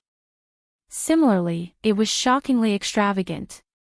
Jiang Pingji got out of the bath and slightly wiped the water droplets on her body. Then, she wrapped the bulge in front of her chest tightly with the belt around her chest. Finally, she picked up the snow-white clothes and put them on. She used the same snow-white belt to tie a knot around her waist. Fortunately, the culture of this era was more conservative. Even if it was a hot spring, few people would be shirtless. Otherwise, Jiang Pingji would be able to see a shining white body. She was not shy, but she could not stand the extremely deformed bodies. It was an eyesore. Although it was just a hot spring hotel, since it was built according to the model of Prince Changshu's mansion, it was naturally extravagant. Pavilions, corridors, pavilions, buildings, platforms, halls, and halls were all available. There were open waterside pavilions on the hot spring or on higher ground. After bathing, one could have a drink or two there and look into the distance. The hot spring was of different sizes. Each hot spring was separated by exquisite rockery, waterside pavilions, and pine and cypress trees. Although it was open, it also protected privacy. When bathing in the hot spring, one could look up at the sky. It made one's mind open, and it was a different feeling. Dense steam rose from the water surface. The sound of musical instruments entered one's ears. There was endless singing and laughter, as if there were people chatting and laughing. Indistinctly, there were the silhouettes of people drinking with each other. It was ethereal like a fairyland on earth. Lu Shi and Feng Ren had already cleaned up. One of them was taking a nap in the spring, while the other was drinking tea by the shore. They seemed to be discussing something. When Jiang Pingji came over, Lu Shi hurriedly said to her, "I still have something to discuss with the head of the secretariat. Lanting, go to another room." What a joke. That was a daughter, not a son. Jiang Pingji responded with a sound of agreement and allowed the servant girl to lead her to another unoccupied hot spring. Along the way, she saw many men who looked to be in their teens or 20s. Their faces were painted with exquisite makeup, and their lips were painted with rouge. Under the rising mist, their figures appeared graceful due to their delicate steps. Not only that, these people's clothes were always loose, revealing most of their chests. She silently moved her eyes away and clicked on the live stream. Eyes, I can't let her be the only one to suffer. Only a good host can bear hardships together. She gave herself a like, and the viewers in the stream were speechless. Originally, he thought that the live broadcast would be taking a break for a day. He didn't expect that the other party would start without warning, and the live broadcast was so unbearable. Le Siji Lianming, host, are you ready to drive? They didn't mind seeing the host pressing the handsome young man to the ground and ravaging him, but they did mind seeing a group of fat men with big ears, ordinary looks, and bodies full of fat torturing their eyes in front of the camera. In this world that values appearance, can you not be so cruel? Dushu Xiaobing, my eyes are going blind. Host, you are so cruel. Can you imagine? A fat pig in his 20s, whose height and body width were almost the same, walking with his waist twisting and turning like an orchid. It's fine if his chest is exposed, but where are his abdominal muscles and mermaid lines? They only see black chest hair, a bulging belly, and greasy fat. Oh, and a big cleavage. Juke chestnut, I looked at that uncle's chest, and then looked down at mine. I suddenly feel that I don't deserve to be a woman. My roommates always laugh at me for being flat-chested. I used to deny it, but now I can only cry and admit. I am flat-chested. Tengchao chestnut, #perverted. Speaking of which, I haven't seen the host's chest yet. Jiang Pingji raised her eyebrows and walked past the man with the big cleavage without changing her expression. Her chest. How should she put it? When she saved Ching Ching, the system gave her a reward: plump and milky breasts. Raise your wrists high and turn your body, and let your breasts cover your clothes. Under Jiang Pingji's persuasion, the system didn't directly send the reward to her. Instead, it sent it to the backstage in the form of a card. Of course, she didn't use it. Lu Shi's body was only 12 years old, and there were still 3 to 4 months before he turned 13. Why would he need breasts when he was so young? Give me some sake. She pushed open the door that only served as a cover and entered. There was a small hot spring that was 5 or 6 square meters in size. In the center of the hot spring stood a graceful stone statue of a fairy flying in the sky. The statue's palms and fluttering clothes were cleverly changed into plates for serving tea and wine.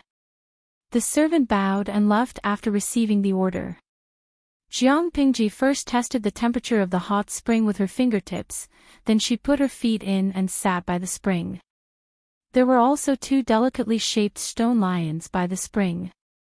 They carried trays on their heads, and visitors could place food on them while enjoying the hot spring leisurely, enjoying the delicacies, and admiring the beautiful scenery around them. To be honest, Jiang Pingji came from the distant future. As the head of the army, she had never experienced such luxurious service. The people in the ancient times really knew how to enjoy themselves. They used limited resources to make themselves live well. The service in the hot spring restaurant was very good. Not long after, two pretty maids came in one after the other with sake and cups. They put down the items in their hands after getting Jiang Pingji's permission. Throughout the whole process, they did not make a single sound. At that time, the door was still open, and Jiang Pingji could see what was happening in the waterside pavilions outside. She pointed outside and asked one of the servants, "Not only do you have soaking soup here, but you also provide other things." The servant had a gentle and appropriate smile on her lips. She followed Jiang Pingji's line of sight, and her pretty face suddenly turned pale. The other servant was afraid that she would say something wrong, so she hurriedly said with a smile, "If you like it, I am naturally willing to serve you, Lang Jun." The servants were all carefully selected.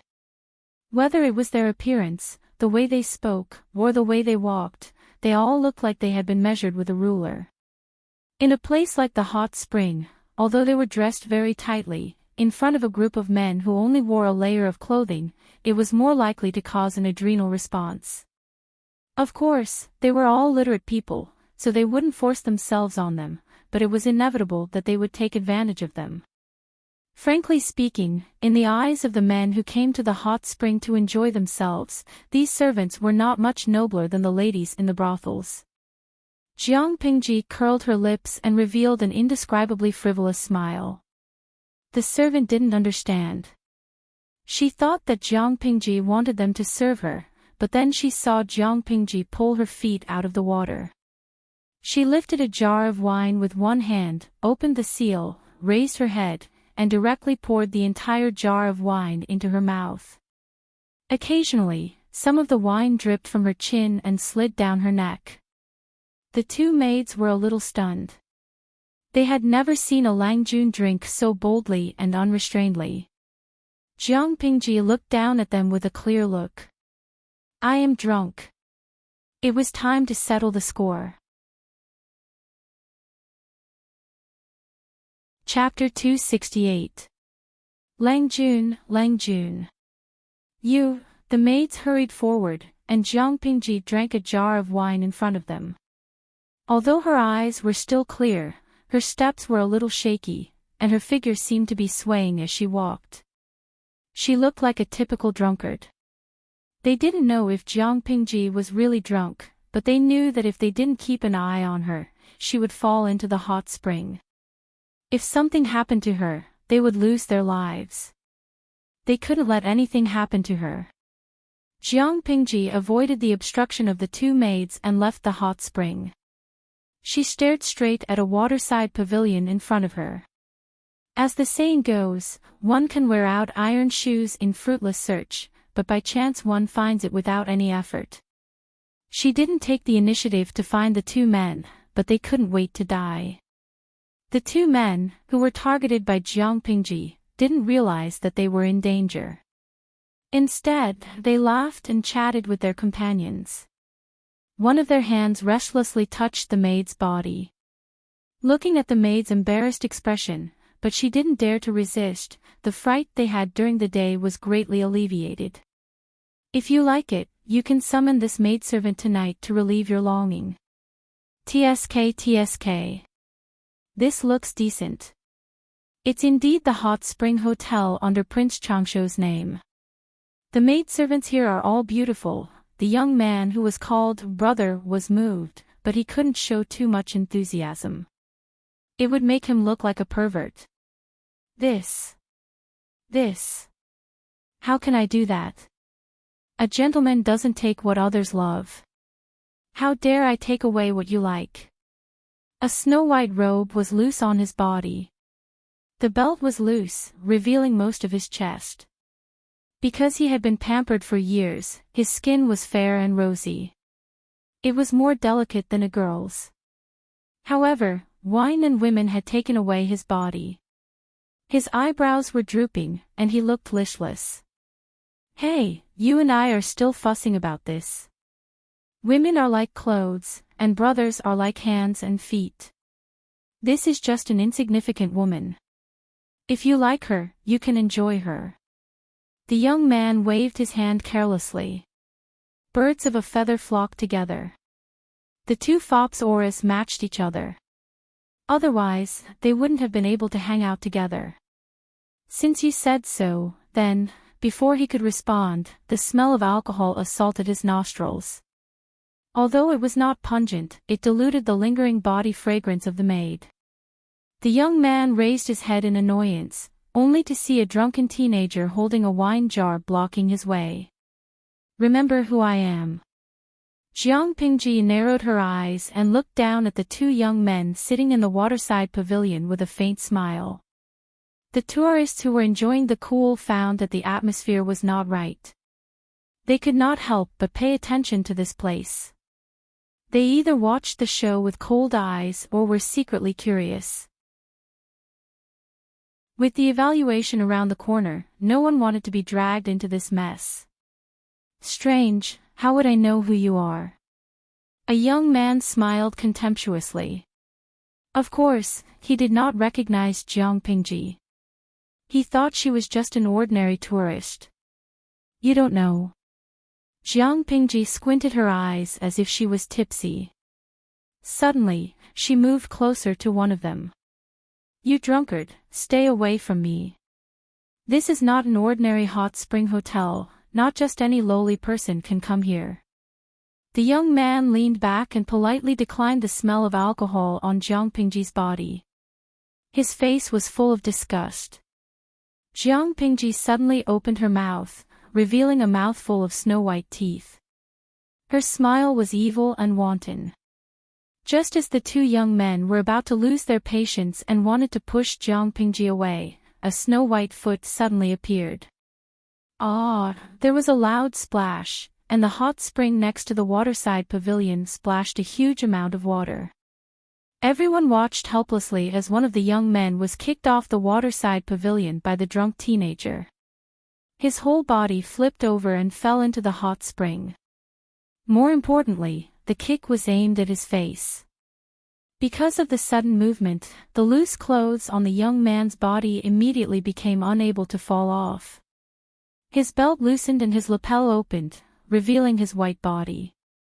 The young man was still flopping in the water. He was caught off guard and choked. His entire person seemed to be in an extremely sorry state. What are you looking at? You go down too. Without waiting for the others to react, Jiang Pingji turned around and kicked the other young man into the hot spring. There was another splash, and a huge splash happened to fall on the previous young man. The two of them rolled in the hot spring. Ha ha ha, don't I look like a skinned frog? Jiang Pingji laughed wantonly.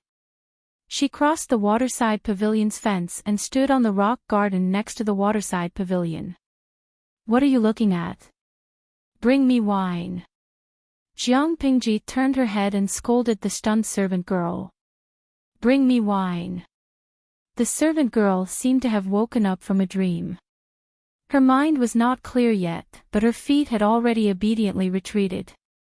She had completely forgotten that the most correct thing to do at this time should be to go forward to persuade and eliminate the conflict between the two parties as much as possible. She should not help the tyrant by giving Jiang Pingji wine. Who allowed you to stick your head out? Jiang Pingji smiled and stepped on one of their heads. She kicked him back into the hot spring with an undisguised evil and carefree expression on her face. Who are you? How dare you touch me? Oh! Before he could finish his sentence, Jiang Pingji stepped him back into the hot spring. Caught off guard, he choked on his nose and mouth. Who am I? Jiang Pingji took the wine jar that the servant girl handed over. She removed the seal and raised her head to drink a mouthful of wine. She quickly stepped on another person's head back into the water. The people who were watching the show could not sit still, but no one dared to stop Jiang Pingji. Among the two youths, which one was smaller? They were actually kicked into the hot spring by a teenager. Even if the stranger had the advantage of being caught off guard, it could be seen that he was not weak in martial arts. His leg skills were excellent.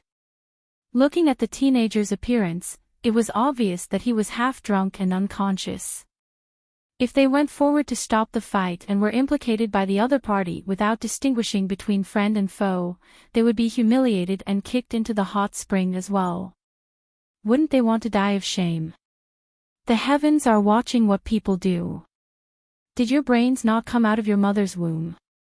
You don't even know who you have offended, and you still have the face to threaten me. Who gave you the courage? Jiang Pingji scolded them sternly. Her eyes were sharp, and there was some hostility in them. With such a performance, no one dared to stop the fight. They could only call for the person in charge of the hot spring. Help! Help! The two of them wanted to climb out of the hot spring, but Jiang Pingji's legs were faster than their reaction speed. Their brains were about to be kicked silly. In the end, they had no choice but to shamefully ask for help. Naturally, they could not avoid choking on a few mouthfuls of hot soup. As soon as they opened their mouths to ask for help, Jiang Pingji laughed even more arrogantly. She looked at them as if they were two mice in boiling water. Young Lang Jun, a man can be killed, but not humiliated. No matter how much hatred you have for these two, you should not be humiliated like this. Even if Jiang Pingji was drunk, such arrogant and humiliating actions still touched the sensitive nerves of many people. Jiang Pingji grinned and glared at the guy who begged for mercy. Chapter 269. Jiang Pingji's blunt retort made the man's face turn red and then green. She clicked her tongue, turned her head, and sneered at the two embarrassed young men who had choked on the hot soup. Today, you two almost killed me and the people of Shangjing City. Why didn't you think about what would happen to you now? The two drowned rats were full of hatred, but when they heard Jiang Pingji's words, they suddenly shivered and sobered up. They were terrified, and they didn't even dare to struggle. Many onlookers witnessed what happened. They were disgusted by Jiang Pingji's arrogant behavior, but after hearing her words and looking at the two men's guilty expressions, many smart people changed their expressions. They pretended nothing had happened and went on with what they were supposed to do. Obviously, the drunk teenager had suffered a loss at the hands of the two men and almost lost his life. Now, he was there to get back at them. It was better for outsiders not to get involved in this kind of dispute. Tisk, bullying the weak and fearing the strong. Jiang Pingji raised her head and drank a mouthful of wine. According to the way she drank, the jar of wine was going to be empty again. Weren't you two very arrogant in the day? Why are you so cowardly now? Where's your backbone, your pride, your courage to use my life to take pleasure? Have they all been fed to the dogs? Ha, idiots! Jiang Pingji was not drunk. She was very sober. She was there to cause trouble, so she naturally wanted to vent her anger. It was Shangjing. She couldn't kill the two men, but she could stomp them into the ground in front of everyone. A villain intoxicated by success. At that moment, the surroundings were quiet. A crisp sound came from one side, and the atmosphere became more and more tense. Jiang Pingji maintained her sneer and looked at the person who said that. She asked in a dangerous tone. Are you saying that I am a villain intoxicated by success? The one who spoke was a young man in his early 20s. His skin was dyed a bit red because of the hot spring. His face was like jade and his eyes were like dots of lacquer. His dark cloud-like hair was wet and hung on both sides. Through the dense mist, his figure seemed a bit frail. Aren't you a villain intoxicated by success? The man was not afraid of Jiang Pingji's sneer. Instead, he snorted and said, according to what you said just now, these two almost killed you by mistake. Since that's the case, you should be a gentleman and take revenge if you have a grudge against them. On the other hand, what you've done is to humiliate the two of them in public while you're drunk. What you've done is really inappropriate. To put it bluntly, wasn't this the behavior of a playboy? The bullet screen in the streaming room stopped. Many viewers were afraid that Jiang Pingji would kill someone in the next second and stain the hot spring with blood. In fact, Jiang Pingji did not. Instead, she laughed cheerfully. She did not even tease the two fops. If I'm a vile person, won't this Lang Jun be overflowing with the heart of a saint? Jiang Pingji threw the wine jar in her hand into the hot spring. The water splashed and splashed on the faces of the two playboys. I'm standing here today and humiliating them because I'm still alive. If I was unfortunately shot by that arrow and died on the spot, would you feel sorry for me? Jiang Pingji snorted coldly. I know you can't do it. After all, you're not related to me. The dead will always be dead. They're not as important as the living. If you still want them to live, shut up, or I'll kill them myself. The young man's face changed. He said, You're really twisting words and forcing logic. You're taking advantage of your ancestors' influence to commit such crimes. You're wrong. They're taking advantage of their ancestors' influence to amuse themselves with the lives of the commoners. If the commoners die, they'll be scolded at most. No one in the King of Hell can uphold justice for the dead. Jiang Pingji suddenly raised her voice and said, If you want to reprimand someone, you should first scold these two beasts who are worse than pigs and dogs, instead of speaking righteously to me. I'm just taking revenge if I have a grudge, that's all. How can commoners be compared to gentry? The young man retorted. Jiang Pingji was so angry that she almost laughed. She scolded him back. Did a donkey kick you in the head? The young man suddenly opened his eyes wide. He didn't expect Jiang Pingji to scold him so crudely. What was the difference between that and pointing at someone's nose and scolding them? This young Lang Jun is right. Zuda, you shouldn't confuse the truth just because commoners are cheap and gentry are precious. Although the young Lang Jun was reckless and impulsive, he was also a man of character. There was a reason for his actions, and he should be considerate. However, you've really crossed the line by scolding him so harshly. Zuda is thin-skinned. He can't stand such abuse. When the atmosphere was tense, a mellow laughter interrupted them. It was a little teasing.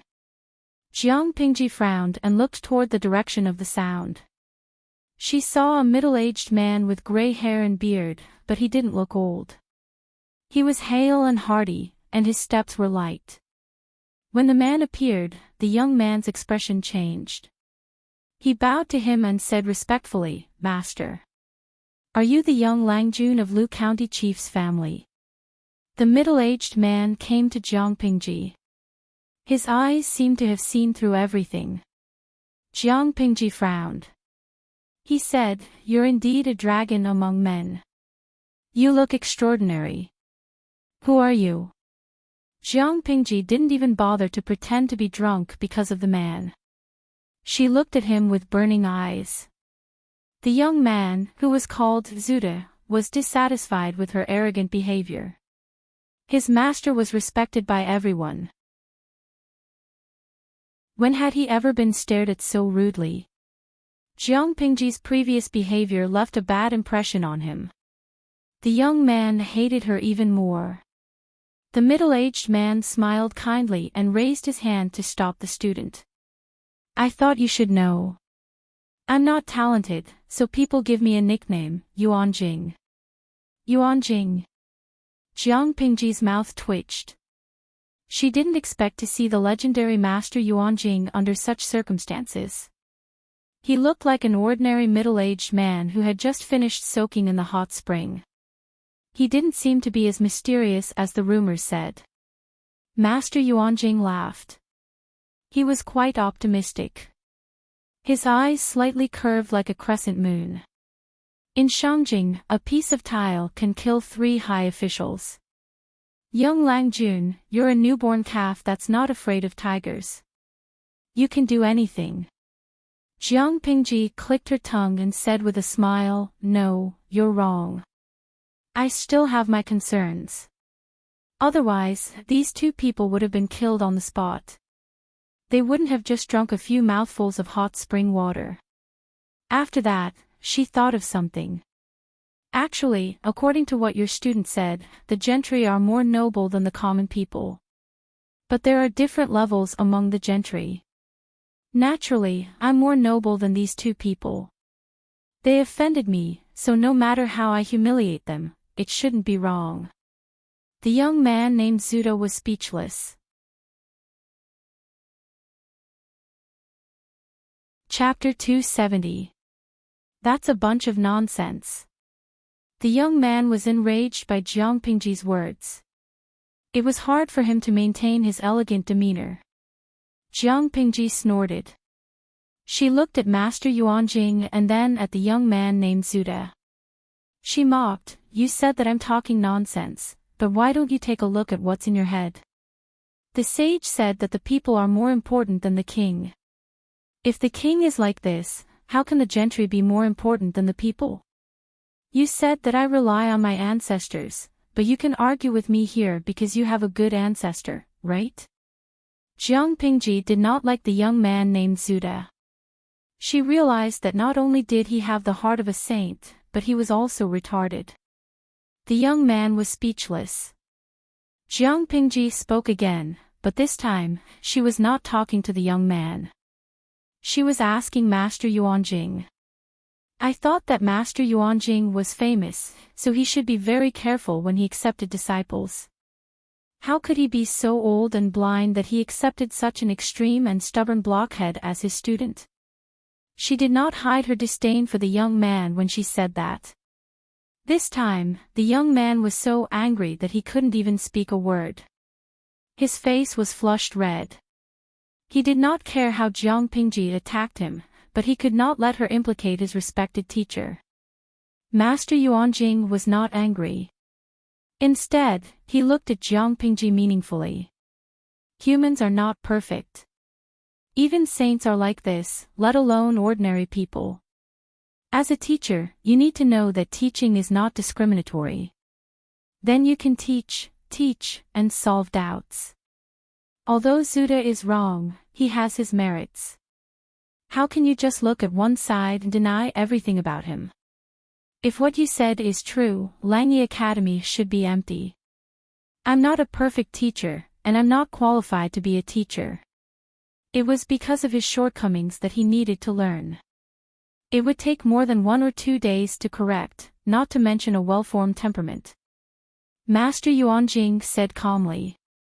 There was even a smile on his face that made Jiang Pingji feel uncomfortable. If one had to describe his smile, it would be cunning. Master Yuanjing was respected by the people and the students. It was not only because he fought for the 3 cities from the royal court of the north borderline when he was young, nor was it because he was knowledgeable. More importantly, it was because he treated his students equally. Whether it was the son of a noble or the descendant of a peddler, in his eyes, a student was just a student. He would not look up to a student because he was outstanding or had a noble background, nor would he look down on a student because he was stubborn or had a lowly background. As long as their nature wasn't bad, their roots weren't rotten, and there was still room for improvement, then they were worthy of his careful guidance. Jiang Pingji said, "You're quite protective." Mr. Yuanjing said calmly, "Zuda's nature isn't bad. He's just a little paranoid, but he can still change." Jiang Pingji squinted her eyes and said, "Oh." She suddenly raised her hand and pointed at the 2 people who were still in the hot spring and did not dare to come out. "In your opinion, what do you think about these 2 people?" When she asked this question, many people who were watching the show pricked up their ears, and the person in question even had his heart in his throat. Being targeted by Lu Shi meant that they were not fated to be officials, but if Mr. Yuanjing praised them, there was still a chance. Mr. Yuanjing suddenly smiled. He raised his hand and stroked his gray beard. His eyes were a little bright. It was said that one's eyes could reflect one's true age. Mr. Yuanjing took good care of himself, but he still looked like he was in his 30s or 40s. His eyes were clear and bright, with a deep wisdom. It was impossible to guess his real age just by looking at his eyes. Mr. Yuanjing had seen people who held grudges and aggressive people, but it was rare to see someone like Jiang Pingji. He said, looking at his behavior, he has a dignified appearance and is made of gold and jade. Looking at his inside, he has a belly full of rubbish and is rotten inside. Are you satisfied with this answer, Lang Jun? Lu Shi alone would not let the two young men have an easy time, but she dragged him into this mess. She was trying to push them to the edge of death. Really, she was evil, he thought. How could Mr. Yuanjing not see that he was being used by Jiang Pingji? But he did not like to be calculative with the younger generation, so he did not expose her.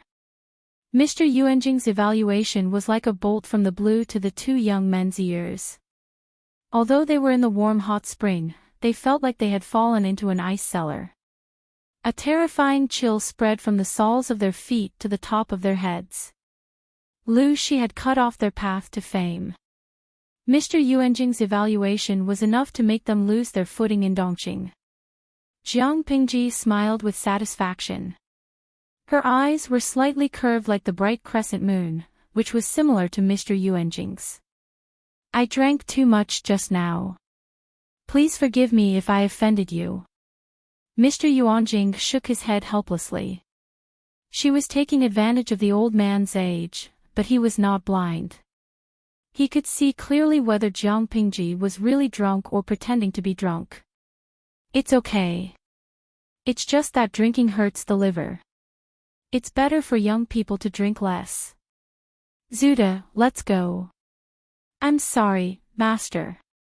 I was rude today, so you were put in a difficult position by a kid. After leaving the waterside pavilion, the young man named Zuda hung his head low like a rooster who had lost a fight. He was unhappy. Mr. Yuanjing folded his hands in his wide sleeves. His footsteps were leisurely as if he was taking a stroll in the park. Zuda, look at that young Lang Jun. What do you think of him? The young man turned his face away. He was still angry. He has a sharp tongue and a bunch of crooked reasoning. Mr. Yuanjing did not comment. He raised his eyebrows and asked, what else? The young man was speechless. He could not say anything else for a long time. Mr. Yuanjing sighed and said, you were blinded by anger and resentment, which affected your judgment. This is a taboo for a strategist. You can't judge a person by his appearance. You have to observe his words and actions carefully. You have to find out the reason behind it. Otherwise, even if that young Lang Jun is a dragon among men, you won't be able to see him. Isn't it a pity? He spoke calmly. His tone was like he was talking about family matters and not lecturing a student. The young man was not convinced. Did you say that the young man is a dragon among men? Such a high evaluation. Mr. Yuanjing stopped and turned his head to smile at the young man. Not even 1 in a million. The young man was speechless. It's just that this person is too stubborn and easy to break. His temper is so flamboyant. It's easy for him to get into trouble. Mr. Yuanjing pondered and sighed. He's like a piece of unpolished jade. Although he has natural beauty, he hasn't been carefully carved. People don't know his inner qualities, so they treat him like a stubborn stone. More importantly, she had the mandate of an emperor, but she was a girl. Mr. Yuanjing secretly raised his eyebrows when he thought about that. The old man was not blind.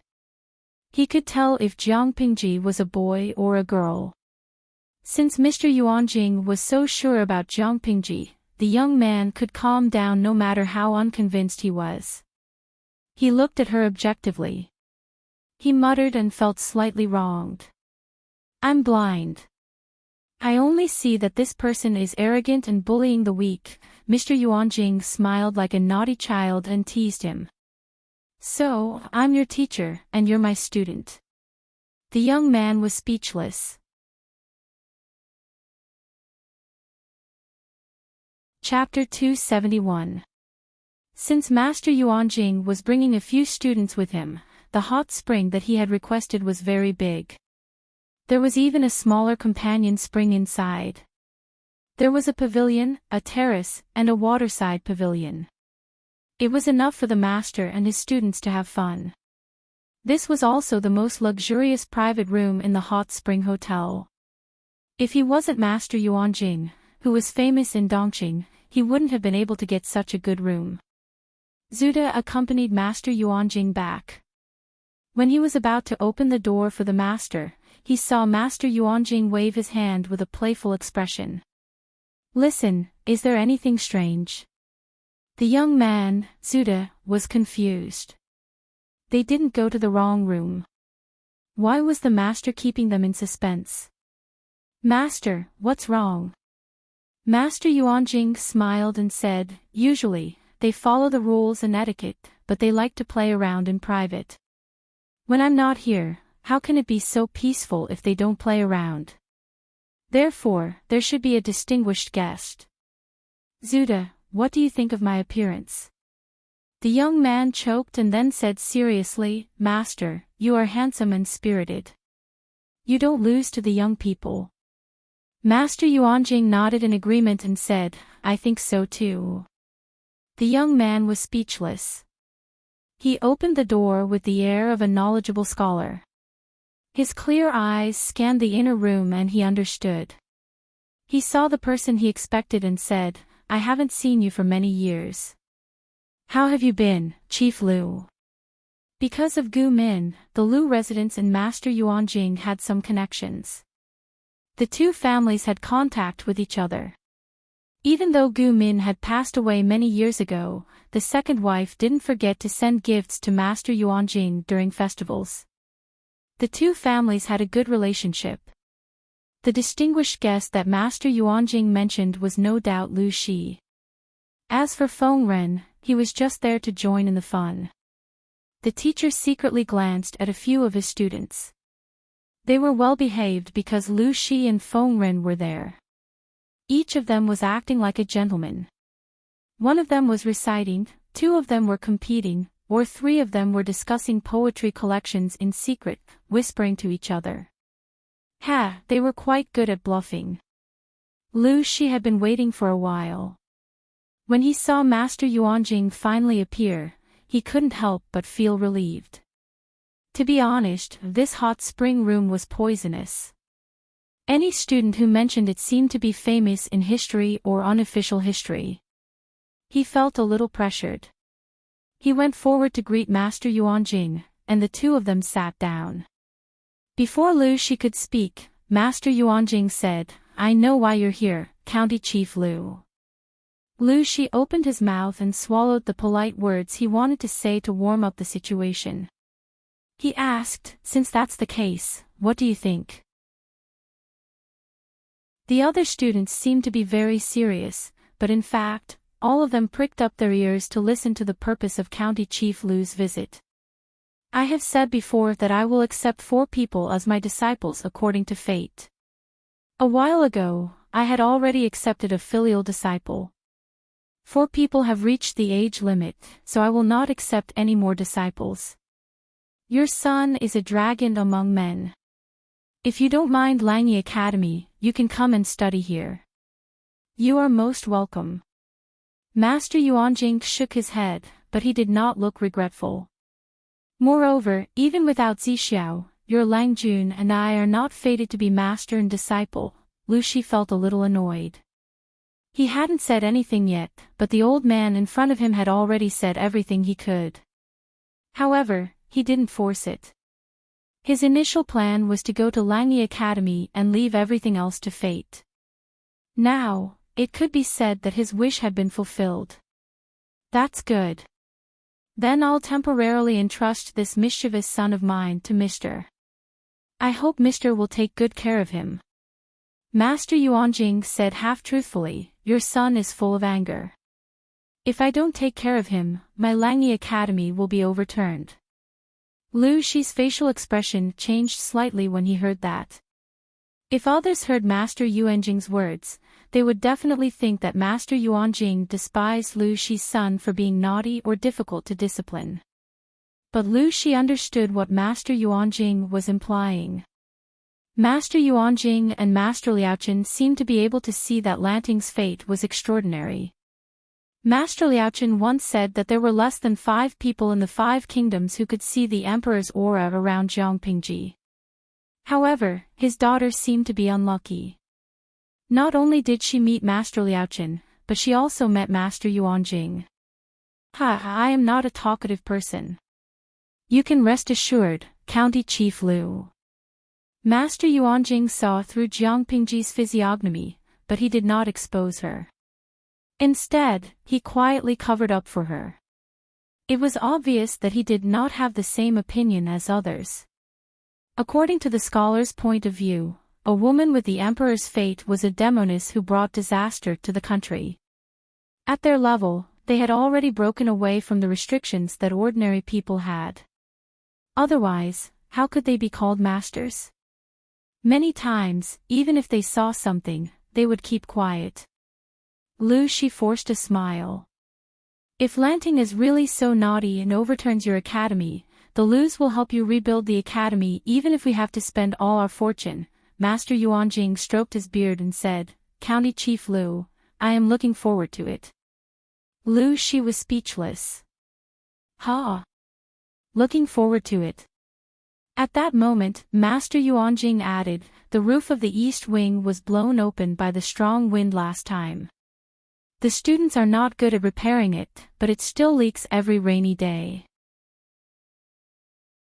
If you really help the academy rebuild it, the children will not have to climb up the roof. Lu Shi was speechless. I can't believe you are this kind of Master Yuanjing.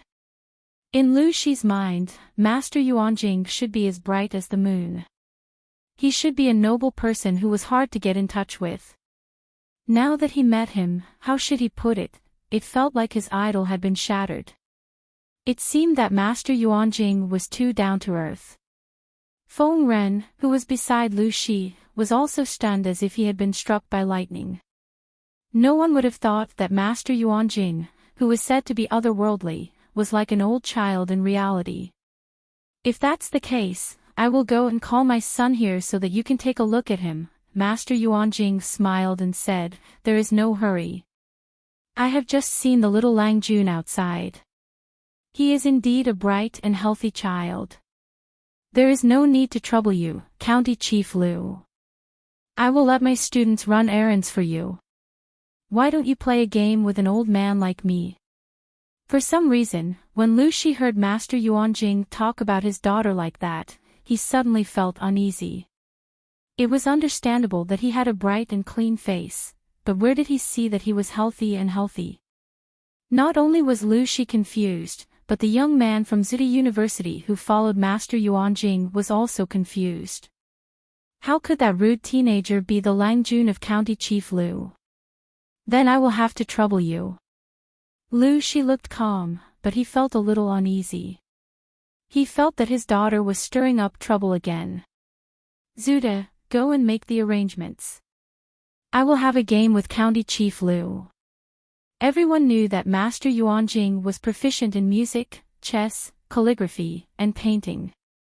But his students knew that Master Yuanjing loved to play chess.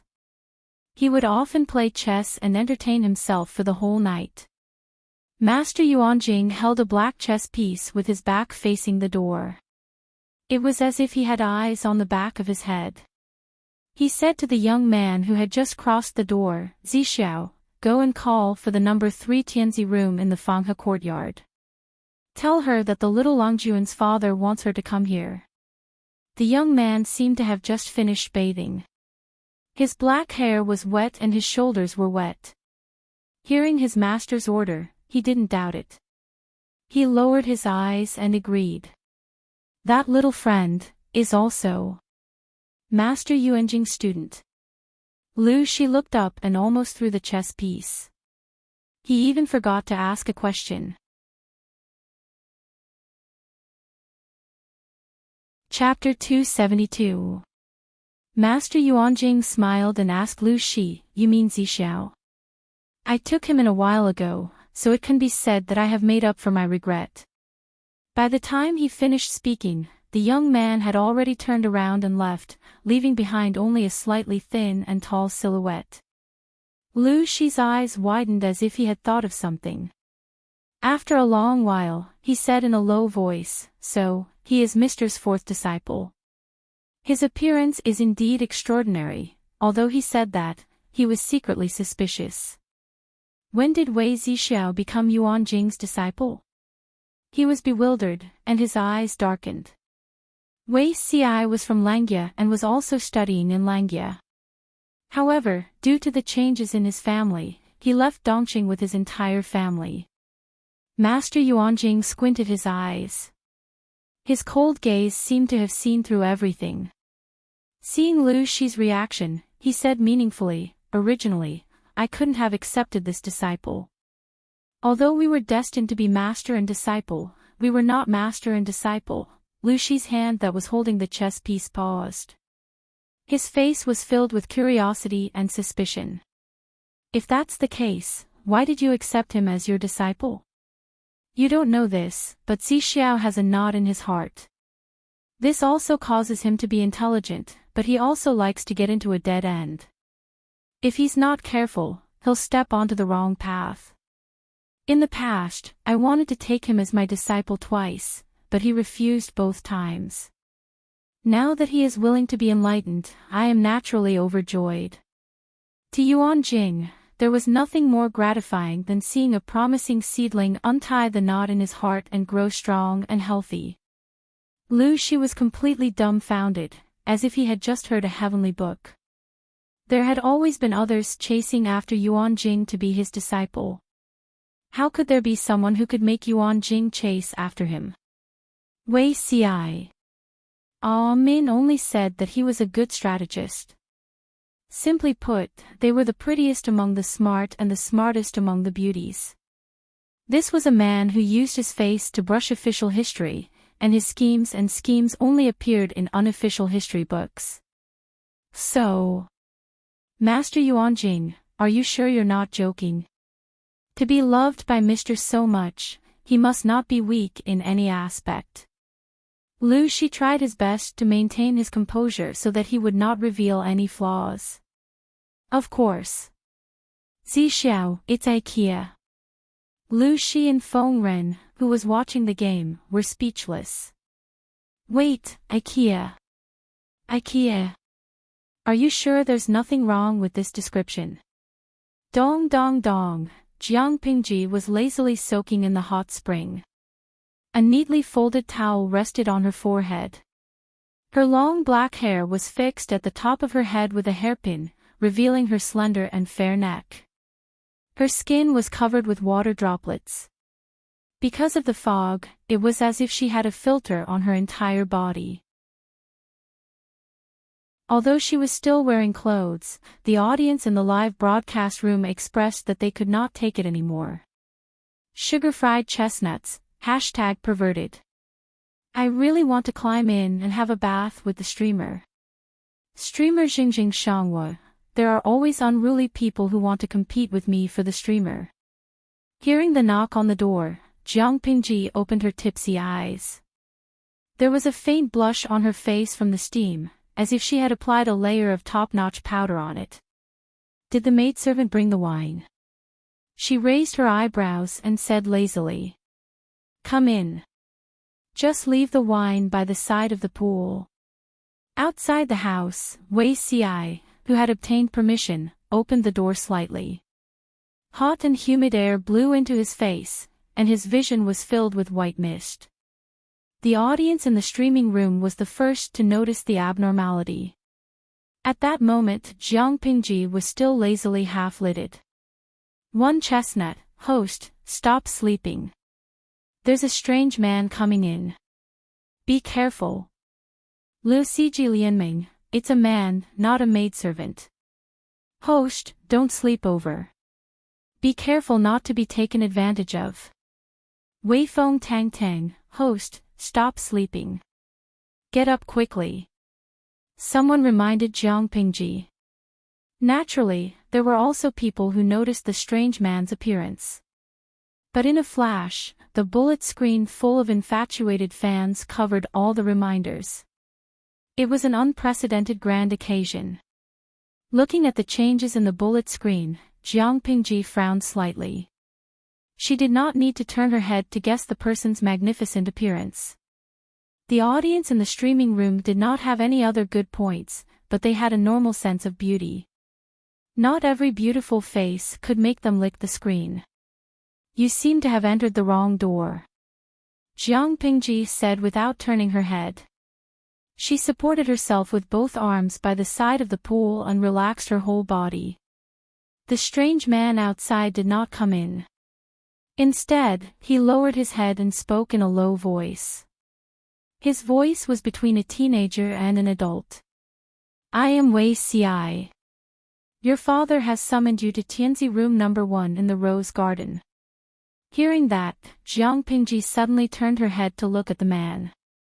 She asked, Are you talking about my father? Wei Ci's body stiffened imperceptibly. He suddenly lowered his head and immediately returned to normal. It was as if the abnormality had never occurred.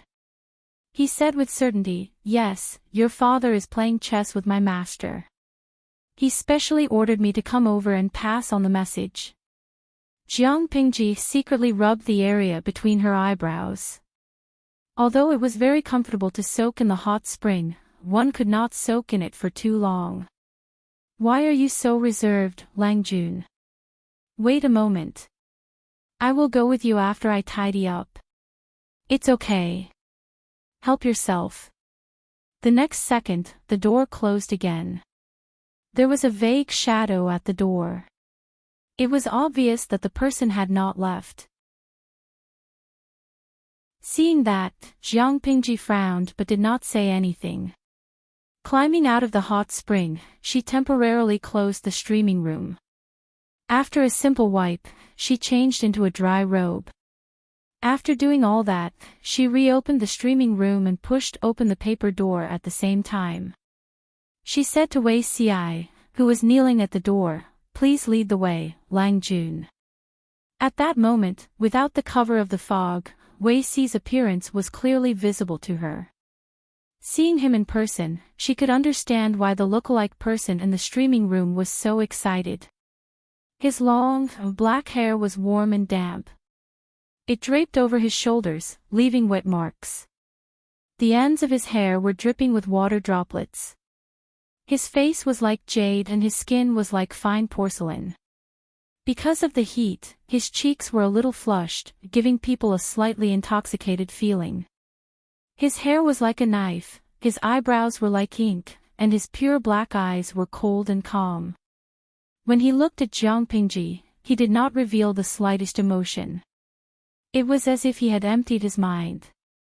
Not to mention anything else, just this alone made Jiang Pingji feel that it was interesting. It seemed that she had just met this young man for the first time. Why did he have such a high level of vigilance against her? Her eyes turned and a plan came to her mind. Jiang Pingji knelt on one knee and moved slightly closer to the young man. Her pair of eyes that seemed calm could not help but ripple. If it wasn't for the fact that you have an Adam's apple and don't have ear piercings, would have thought that you were a young lady. You actually came to the hot spring alone. Wei Ci's face was cold. He leaned back slightly and distanced himself from Jiang Pingji. He frowned slightly in displeasure. Young Lang Jun, this joke is a little too much. I don't like people talking about my appearance for fun. Jiang Pingji stood up and crossed her arms in front of her chest. I was obviously praising you for your good looks. Wei Ci pursed his lips tightly and stood up to lead the way. He said coldly, I am a man. It is really rude to compare me with a woman. Jiang Pingji was speechless. Oh, he has quite a temper. Lanting. A familiar yet slightly doubtful voice interjected.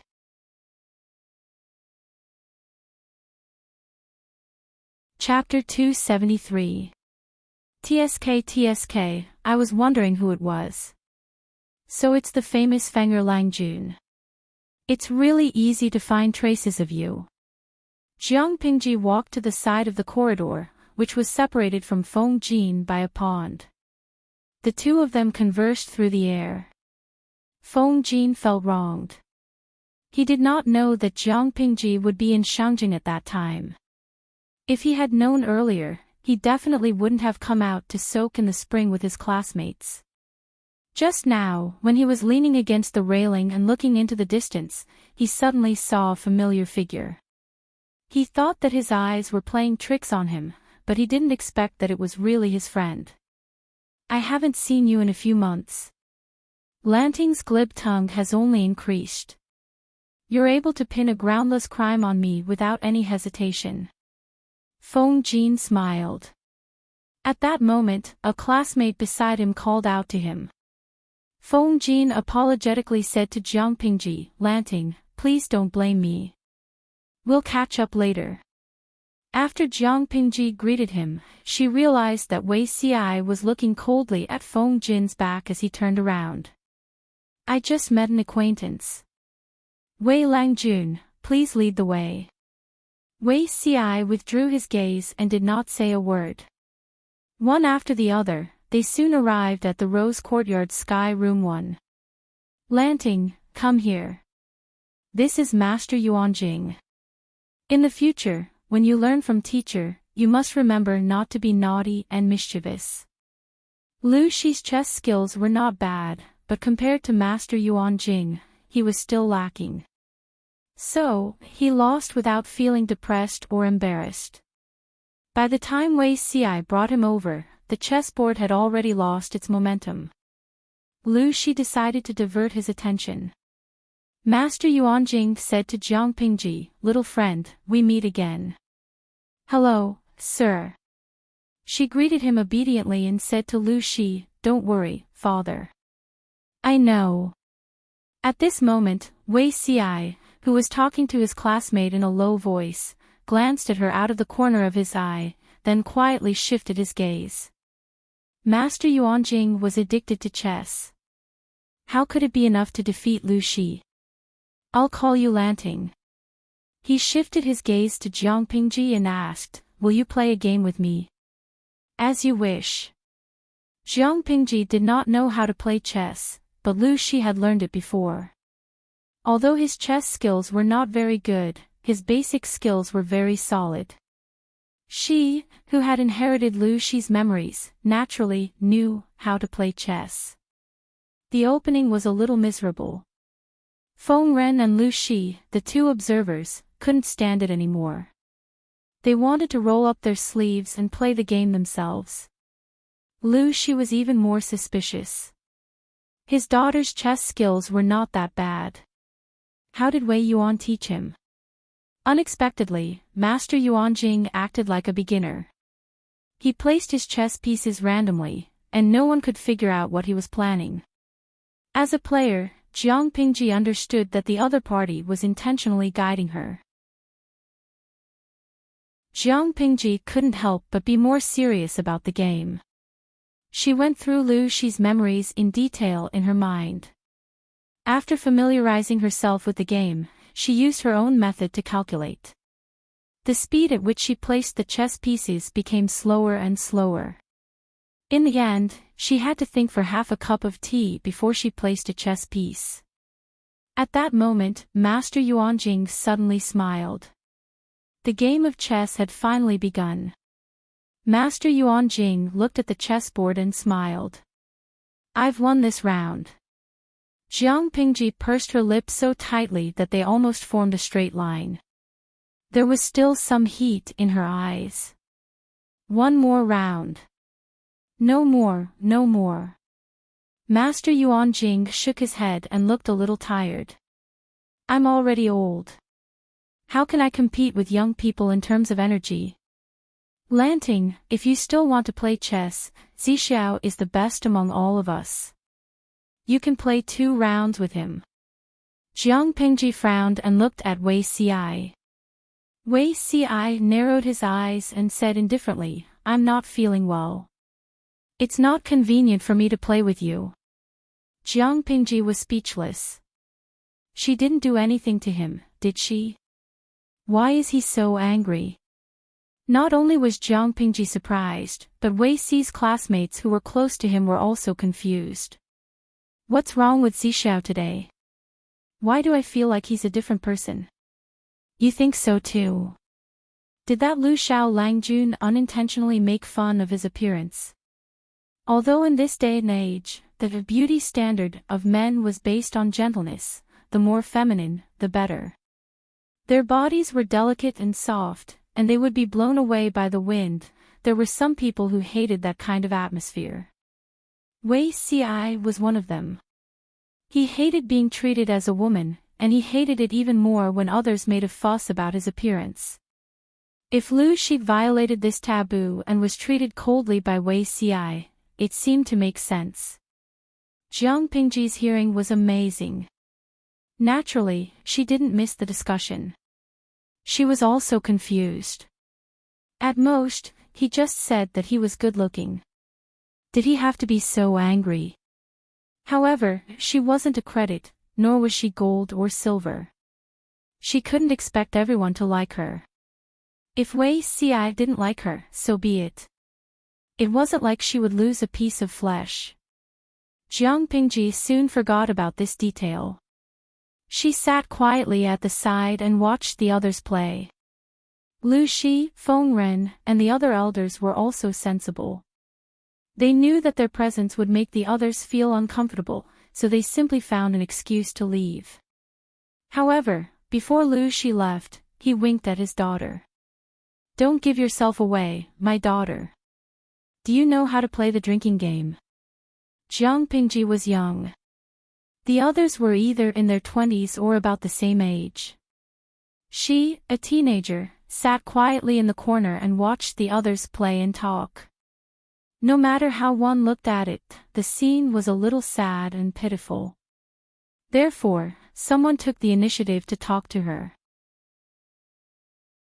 She was silent for a while, then said, I know how to drink. Huh, you're still young. You only took a few sips of wine. How can you say that you know how to drink? The other party smiled and patted her shoulder as if they were close friends. We'll be classmates from now on. When you arrive at the academy, if anyone makes things difficult for you, just tell them my name. She listened and nodded shyly. Her big, watery eyes were wide open. If a screenshot was taken, it could probably be named Jiang Pingji's Cleverness JPG.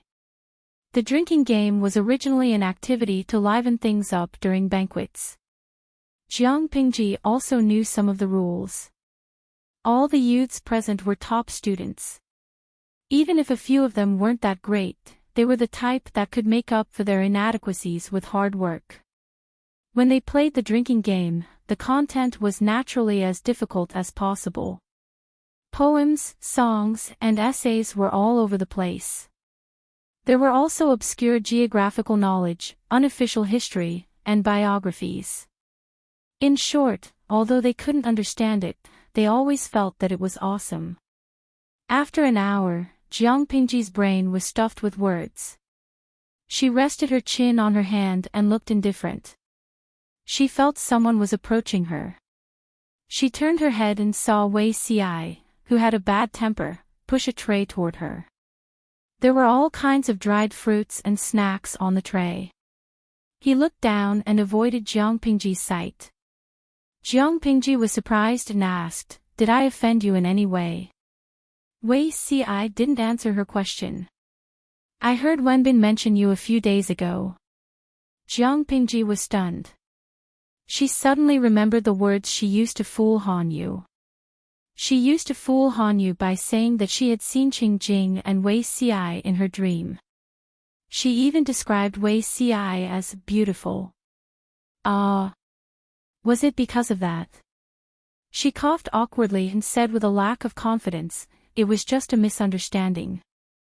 I used it to fool him. Sure enough, a lie needed several lies to cover up the loophole. Wei Xi said calmly, it's okay. Since you didn't mean it, I won't hold it against you. Jiang Pingji secretly squinted her eyes. A glimmer of light flashed in her eyes. It would have been better if Wei Xi didn't explain. The more he explained, the more she felt that he was trying to hide something. Chapter 274. Wei Xi looked at Jiang Pingji's side profile, and his heart was filled with complicated feelings. She was like a savage, a bloodthirsty, and ferocious beast that lived on human flesh staring at his fragile neck. Her snow-white teeth had some minced meat on them, and saliva was dripping from them. He could smell the stench coming from the tip of his nose. The shadow of death shrouded him. He thought he was going to die, but in the next second, she turned into a palm-sized white cat and meowed at him in a cute and crisp manner. It was probably an illusion. But why do I always feel that you are deliberately guarding against me? Do I eat people like a Rakshasa? Jiang Pingji held her cheeks in puzzlement. Her lips curled into a faint smile, and she asked him innocently. Of course, it was only an illusion. Wei Xi gathered his thoughts. His nerves were tense, as if he was facing a formidable enemy, but he calmly narrated on the surface. Little Lang Jun, you misunderstood me. When did I deliberately guard against you? Xi and Lang Jun are not familiar with each other, so I should keep my distance. Jiang Pingji squinted her eyes and suddenly moved closer to him. Wei Xi's reaction was also very interesting. He was like a frightened rabbit. She sneered in her heart when she saw him suddenly lean back. Instead of retreating, she moved closer to Wei Xi and whispered in his ear. They were so close, but she could clearly feel the trembling of his body. That kind of fear and panic, which could not be controlled by reason, made her more curious. Wei Zixiao. Jiang Pingji deliberately pretended to be innocent and restored her previous cold and serious tone. She said, I don't know why you are so guarded against me, and even afraid of me like a snake, but I hope you understand that the more you act so clearly, the more it arouses my curiosity and desire to investigate. So, are you avoiding me, or are you playing hard to get? It was unknown which sentence provoked Wei Xi, but his reaction was about to explode. Dong, the movement in the corner attracted the attention of others. They saw a young person single-handedly holding Wei Xi's hands. His expression was cold and his eyes were fierce. On the other hand, the restrained Wei Xi was lying on the ground in a slightly embarrassed state. Perhaps because of the struggle or something else, his cheeks were dyed red. With a plop, a student sitting by the hot spring saw the scene and was so shocked that he dropped the fruit plate in his hand. Ah! What happened? Sorry, I'm just messing around. You guys continue. Jiang Pingji smiled as if there was no one around. She changed her posture from a half-kneeling position to a kneeling position. She raised her hand and released the hand that was restraining Wei Xi's wrist. Those with better eyesight could clearly see the faint finger marks left on Wei Xi's wrist. They were playing a little too hard. Wei Xi's chest heaved up and down rapidly. His facial expression was a few degrees below zero. He looked at Jiang Pingji with bloodshot eyes. You tried to push me away just now. I instinctively thought you were going to attack me, so, spreading out her hands, Jiang Pingji had a look that said, this is not my fault. Wei Xi pursed his lips tightly and did not say a word for a while. Wei Xi propped himself up from the ground and ignored the words of concern from the people around him. He strode out of the hot spring room. As long as one was not blind, anyone could see the huge words on Wei Si's back, "I'm angry." The culprit who provoked Wei Si, Jiang Pingji, was dumbfounded. She did not want to take the blame. She did not want to offend Wei Si. After all, he was one of Master Yuanjing's 4 disciples. He had his own connections in Langyi Academy. He was a bully that could not be offended. She wanted to go to school, not to fight. Why would she provoke Wei Si for no reason? However, the current situation was that she did not want to offend Wei Si. Wei Si came up to her and made her offend him. In the end, he even put the blame on her. What af * king injustice? Oh, you're the little princess. You have the final say. The audience in the streaming room was rather disappointed. They thought the streamer was going to live stream driving. They did not expect that she would not even drive a toy car. Night Yida, #perverted. Just now, the streamer confined him to the ground with one hand. I thought she was going to drive. Streamer Xingjing Shangwa, I used to think that the domineering CEO was very cliché. But now I understand why such a cliché is popular. It's entirely because at the moment when you're pinned against the wall, you feel the thrill of being conquered. Streamer Xijing Shangwa, streamer, shouldn't that be called Didong? If she stood against the wall, she would probably only hit her chest. Looking at the discussion of the audience in the streaming room, Jiang Pingji could not help but have an illusion. She bullied the little princess. But the problem was that she was really not that crazy.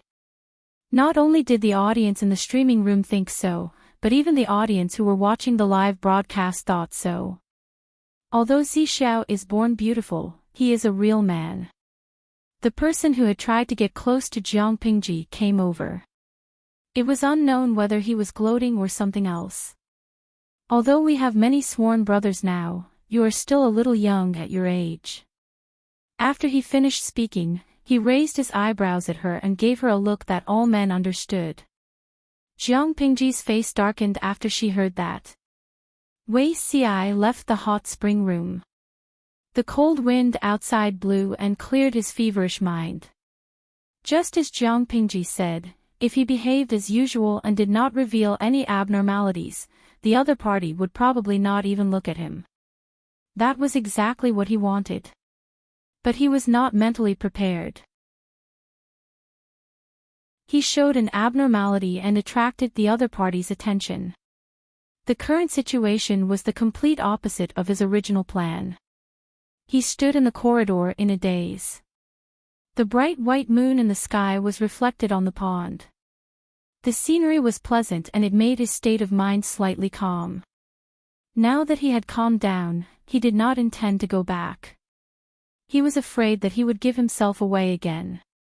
Only God knew that what Jiang Pingji said just now scared him to the point that all the hair on his body stood on end. He was almost scared out of his wits. Forget it, forget it. I will treat her as usual. Wei Si calmed down for a while and gave himself enough psychological hints. Only when he felt that he could face Jiang Pingji normally did he turn around and return to the hot spring room. Just as he opened the door, he saw that there was no one inside. There were some liquor tags scattered on the low table. He looked at the empty hot spring room and was stunned. Where is she? She went to cause trouble. Jiang Pingji felt that there were a lot of things to do today. She did not soak in the hot spring much, but she encountered a lot of annoying things. Especially after she was wronged by the little princess, Wei Si, something came to her door immediately after. This time, it was her friend, Feng Jin, who called for help from outside. When she arrived, the matter was already a little out of hand. Feng Jin, who was originally elegant and graceful, looked angry. His face was covered with bruises. The bruises on his white jade-like face were very eye-catching. Feng Jin was the second legitimate son of the head of the secretariat, Feng Ren. Who had the guts to hit him and even hit his face? Jiang Pingji saw that not only was Feng Jin's face injured, but his arm was also cut by a knife. Half of his arm was almost dyed red. She was furious.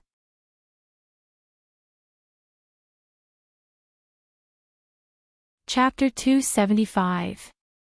Feng Jin was grimacing in pain, but when he heard Jiang Pingji's arrogant declaration, his hand stopped hurting, but his stomach hurt.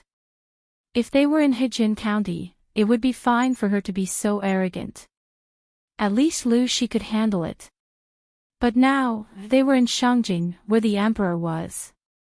She did not have the advantage of being a local snake, but she could still be so arrogant. Thinking of his humility just now, in exchange for such humiliation and a knife to his arm, he suddenly felt that it was better to be arrogant. Lanting, be careful. These people are not friendly. Feng Jin covered his wound with his left hand. Blood kept flowing out from between his fingers. His face was pale because of the pain and blood loss. Even his voice was very weak. Messengers from the royal family of the northern borderline, Jiang Pingji looked at the few strong men who were confronting the people in the courtyard. Each of them had small braids of black hair and a floral scarf on their heads. Their thick eyebrows slanted to the temples, and their faces were deep and well-defined. She could tell at a glance that they were foreigners. They were naked from the waist up. There were strange and complicated tattoos on their shoulders and chests. One could vaguely see that they were ferocious beasts. Their muscles bulged like stones, and one of their arms was thicker than Feng Jin's thigh. Their skin was oiled and could even reflect light. Oh, messengers from the royal family of the northern borderline. Jiang Pingji sneered coldly and took 2 steps forward. The crowd automatically made way for her. Feng Jin, you've lived like a dog, haven't you? You're the son of the head of the secretariat, and you're being bullied like this. They're just watchdogs. They're not the descendants of the royal family of the northern borderline, and you're beaten up like this. You're a disgrace to your father. Feng Jin's expression changed. He was not angry at Jiang Pingji's harsh words, but it was the truth. The son of the head of the secretariat was beaten up in the hot spring house under Prince Changshu's name, and his important right arm was also injured. Because of this injury, it was very likely that he would not be able to participate in the assessment in a few days. Who are you calling watchdogs? Jiang Pingji stood in front of Feng Jin and looked at the person who spoke. Some of the other students were watching, and some wanted to go forward to help, but they did not bring any weapons. Just by comparing their size, how could they be a match for the strong men who were holding knives? Feng Jin was the unluckiest. Not only did he hurt his arm, but he was also slapped in the face. The rest of them had messy clothes and occasional scratches. TSK, he's scolding the dog that stole his sister-in-law. It was as if Jiang Pingji had eaten gunpowder. She was in a bad mood. Now that someone was asking for a beating in front of her, she naturally rebuked him without holding back. Don't people in the north borderline have different levels? Apart from the royal family, everyone else was second-class trash. Calling you watchdogs is a compliment to show the friendship between our two countries. Feng Jin had never seen such a shrewish Jiang Pingji. He was so shocked that he forgot about the pain. Those rough men were also choked by Jiang Pingji's scolding. The leader looked fierce, but he was not good with words. They felt that those scholars were weak and only knew how to mutter. Their legs added together were not even as thick as one of their arms. It was a sensitive period. Even if they humiliated these people, the Dongqing royal family would not do anything to them. Who did you say had an affair with sister-in-law? A trace of panic flashed across the leader's face.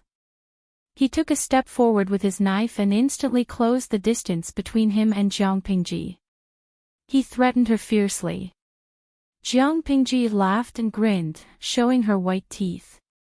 You also stole your father's concubine. Feng Jin knew that Jiang Pingji would not speak without a reason. What she said was probably true. Otherwise, the strong man would not have reacted so fiercely. Suddenly, he could not help but think of the night in the bandits' village, when Jiang Pingji exposed his background. Huayu, which dog hurt you? Jiang Pingji did not care about the strong men in front of her at all. If they were not happy, she would fight. She would not lose in an argument, let alone in a fight. Lanting Dongqing is a land of etiquette. Feng Jin secretly smiled bitterly. Oh yes, the one who hit me was the one with the green headscarf. He felt that Jiang Pingji's words were very cool, but he also had to pay attention to the influence between the two countries. However, his friend was willing to stand up for him, so he could not refuse her kindness. Speak the human language to people because people can understand the human language. Speak the dog language to dogs because dogs can't understand the human language. Look, if you speak the human language to them, they can't understand. But if I speak to them like that, can't they understand? Jiang Pingji snorted. When dealing with foreign friends, you should change accordingly and actively eliminate the language barrier. That is the correct way of diplomacy. Everyone knew that Jiang Pingji was bullshitting, but some people felt that they had been brainwashed. This kind of fallacious reasoning seemed to be quite interesting. The strong men from the northern borderline were there to pick a fight. Originally, they were quite happy to bully the weak scholars, but when they met Jiang Pingji, who was so eloquent, they suddenly became angry. If they could not win in an argument, then they would fight. Anyway, it would be fine as long as no one died. Dongqing had been emphasizing culture and restraining martial arts for many years. The men at the border of the northern borderline were considered to be unyielding men, but after they entered Dongqing, all the men they saw were sissies with flowers in their hair and powder in their hair. Occasionally, there were a few normal men, but they did not use their limbs. They could pat their chests and say that the white chickens in the courtyard were not enough for them to chop, let alone the short man in front of them. As it turned out, they seemed to have met a fake sissy, but a real Hercules. Bang! Jiang Pingji's body was thin and small, so she had the advantage of dexterity. Her strength and appearance had nothing to do with each other. They thought they could take her down with a raise of their hands, but they did not expect her to be more slippery than a loach. She snatched the blade from one of the men's hands with her bare hands and pinched the man's wrist with 2 fingers. Not only did she force the man to let go of the blade, but at the same time, she turned around and got close to the man's chest. She pulled the man's body forward, and with her other elbow, she struck the man's Adam's apple. In a flash, she caught the handle of the blade that the man had let go of. At the same time, she twisted her body and kneed the man. Those with sensitive ears could even hear the sound of a sack bursting and liquid splattering. Everyone was speechless. Wait, that position, Feng Jin was so scared that he took a step back. His legs were faintly trembling. Jiang Pingji used the strong man's body as a shield to block the knife that was aimed at her back. She turned her wrist and the blade turned in another direction. It was as if she had eyes on the back of her head. The blade moved agilely in front of the ambusher's eyes. Suddenly, blood splattered, and it hurt people's eyes. That was not all. After she dropped the shield, her fingers became claws and strangled the man's throat. She pulled him down and threw him to the ground. Not only did his face hit the ground, but the force of Jiang Pingji's fall and the force of Jiang Pingji's fall made his face a bloody mess. It was clearly a dozen strong men ganging up on one person, but looking at the situation on the battlefield, it looked like Jiang Pingji ganging up on a group of people. Feng Jin knew that Jiang Pingji could fight, but he did not know that she could fight to this extent. Those strong men were well-trained warriors of the northern borderline. They were few in number, but on the battlefield, they were like a human head harvester. Tell me, which dog's paw hurt Huayu?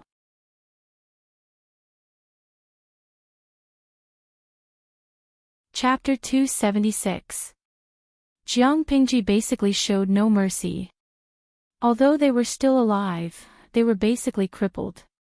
According to the customs of the 3 tribes of the northern borderline, the fate of these handicapped people was to be abandoned and thrown into the wilderness to fight for their lives with wild beasts. In the northern border where resources were scarce and the environment was harsh, this was a fate worse than death. Not answering. Fine, I'll chop off both arms. After saying that, the broadsword in her hand was already thirsty. At this moment, the sound of armor clashing and a series of heavy footsteps came from outside the courtyard. Wait! Jiang Pingji sneered in her heart. She would lose face if he told her to slow down. In the end, he was a step too late. He raised his hand and the blade fell. A bloody arm was chopped off. Jiang Pingji raised her head and looked out of the courtyard coldly. 2 rows of armored soldiers from the northern borderline ran in, all carrying shiny weapons in their hands. Each of them was murderous, and the aura around them was like that of a dormant ferocious beast. Their imposing manner gave people a very oppressive feeling. A man dressed in northern borderline attire came out of the crowd. Looking at the northern borderline warriors lying on the ground, his face darkened. I used my own abilities to kill people, why should I stop? Jiang Pingji removed her foot from his face and kicked him away. She stared at him coldly. If you want to blame someone, blame yourself for speaking too slowly. How can you blame me for acting too quickly? She struck first, not giving the other party a chance to question her. This is Dongqing, not the barbaric and uncivilized northern borderline. If you don't want to abide by the rules, get lost. Since you want to negotiate with the royal family through marriage, please show your sincerity. Jiang Pingji had beaten him up and chopped off his arm in front of him. The situation was already beyond redemption. At the end of the day, they were standing up for him. How could Feng Jin drag them down at this time? He panted and endured the severe pain in his arm.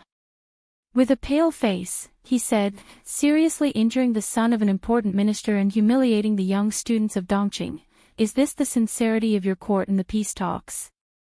Today's matter cannot end so easily. Your northern borderline must give us an explanation. If these people were fooling around with ordinary people or poor disciples, Dongqing would have to swallow it no matter how unhappy they were. After all, they had to focus on the big picture. But what was the result? Among the crowd, Feng Jin was the most severely injured. He was the second legitimate son of the Feng family, one of the 4 noble families in Dongqing, and the son of Feng Ren, the head of the secretariat. If the bruises on his face were not applied with good ointment, it would probably take at least 10 days to half a month to disappear. Apart from that, his right arm was also cut by a knife. Blood kept flowing out. The injury to his right arm meant that he could not write, which would affect the upcoming assessment. In order to be in the limelight during the assessment, which student didn't put in great effort? If Feng Jin missed this assessment, all his previous efforts would be in vain. Even the plans he had made early in the morning would be disrupted. Who would compensate for such a huge loss? Feng Jin had suffered so much. Was he willing to be beaten up for nothing? Would Feng Ren let it go? Would the Feng clan let this go? For a prestigious landowning household that had existed for more than 1,000 years, they could lose their lives, but they could not afford to lose their face.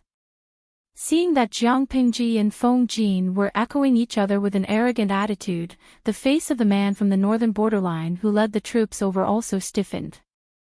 Jiang Pingji added fuel to the fire and took the opportunity to add another sentence. If you have no intention of negotiating, you should make it clear as soon as possible. Today, you deliberately humiliated the son of an important official in the court. This matter must be reported to the officials. Instead of glaring at me here, why don't you go back and ask your master how to settle this matter? The other party was irritated by Jiang Pingji, and a lot of anger had accumulated in his stomach. A few warriors from the northern borderline were looking for trouble. Originally, they were secretly instructed by someone. Even if they hurt someone, they were not afraid. When the time came, someone would naturally come out to support them. Dongqing was used to being weak. Even if it was for the sake of the overall situation, they had to swallow the loss this time.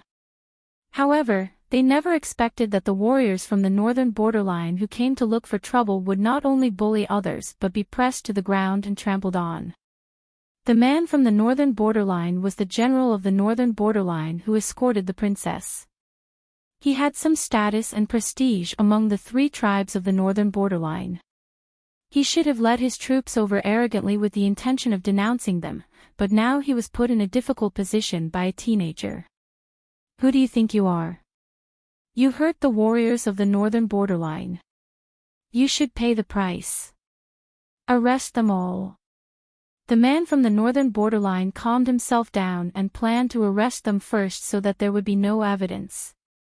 As long as they insisted that they were the ones who suffered losses, according to the Dongqing royal family's usual weak style, the northern borderline would not suffer losses. So what if he was the son of an important minister in the court? As long as he did not kick an iron plate, the royal family of Dongqing would not dare to offend him when the marriage was already set in stone. Therefore, the man from the northern borderline looked at Jiang Pingji and Feng Jin with a hint of murderous intent. It turned out that they did not kick an iron plate, but an iron wall. Wu Liba, who did you say you wanted to arrest? At that moment, Lu Shi's voice came from the crowd. The man from the northern borderline did not expect someone to be able to recognize his identity. He could not help but look in the direction of the voice. My son is right. This is Dongqing, not your northern borderline. If you don't want to come here without returning, then you better tuck your tail between your legs and behave. Otherwise, no matter how the other old farts try to protect you, I, Lu Zhongqing, will not let you walk out of the city gates of Shangjing. Feng Ren, who was a step behind, looked at his disheveled son with a gloomy face. He then looked at the arrogant people from the northern borderline and sneered coldly in his heart. He did not open his mouth to argue with the envoys from the northern borderline. Instead, he chose to ignore them and ordered someone to bring a medical officer over. Bandage your wounds. Later, you will enter the palace with me to meet the emperor. Feng Jin's face was pale and he nodded. Wu Liba was in a difficult position. His face turned the color of a pig's liver. He had originally come to embarrass others, but now he was humiliated instead. He was even thrown to the ground and stepped on twice by the other party. Next time, bring some brains with you when you go out. If you want to take others down a notch, you should first see if the other party is a cat or a tiger. Jiang Pingji stepped forward and clicked her tongue. She ignored his embarrassed expression. It's good that Huayu's arm is fine. If anything happens to it and causes it to be difficult to hold a pen in the future, Wu Liba, I don't want your lowly life as compensation. Be smart and break your arms as an apology. Wu Liba's face completely turned into ashes. He looked at Jiang Pingji with a murderous look. If it was anyone else, they would have been scared out of their wits, but she was Jiang Pingji. To put it bluntly, the number of people she had killed was more than the amount of rice he had eaten. This depends on whether the emperor of Dongqing agrees to it or not. After he finished speaking, Wu Liba left with his men. He did not care about the warriors from the northern borderline who were half dead on the ground. Looking at their backs as they left, Jiang Pingji suddenly slashed at the rockery at the side. Lu Shi sighed. Don't judge Wu Liba by his appearance as a brainless boor. In reality, he is a rare wise general in the northern borderline.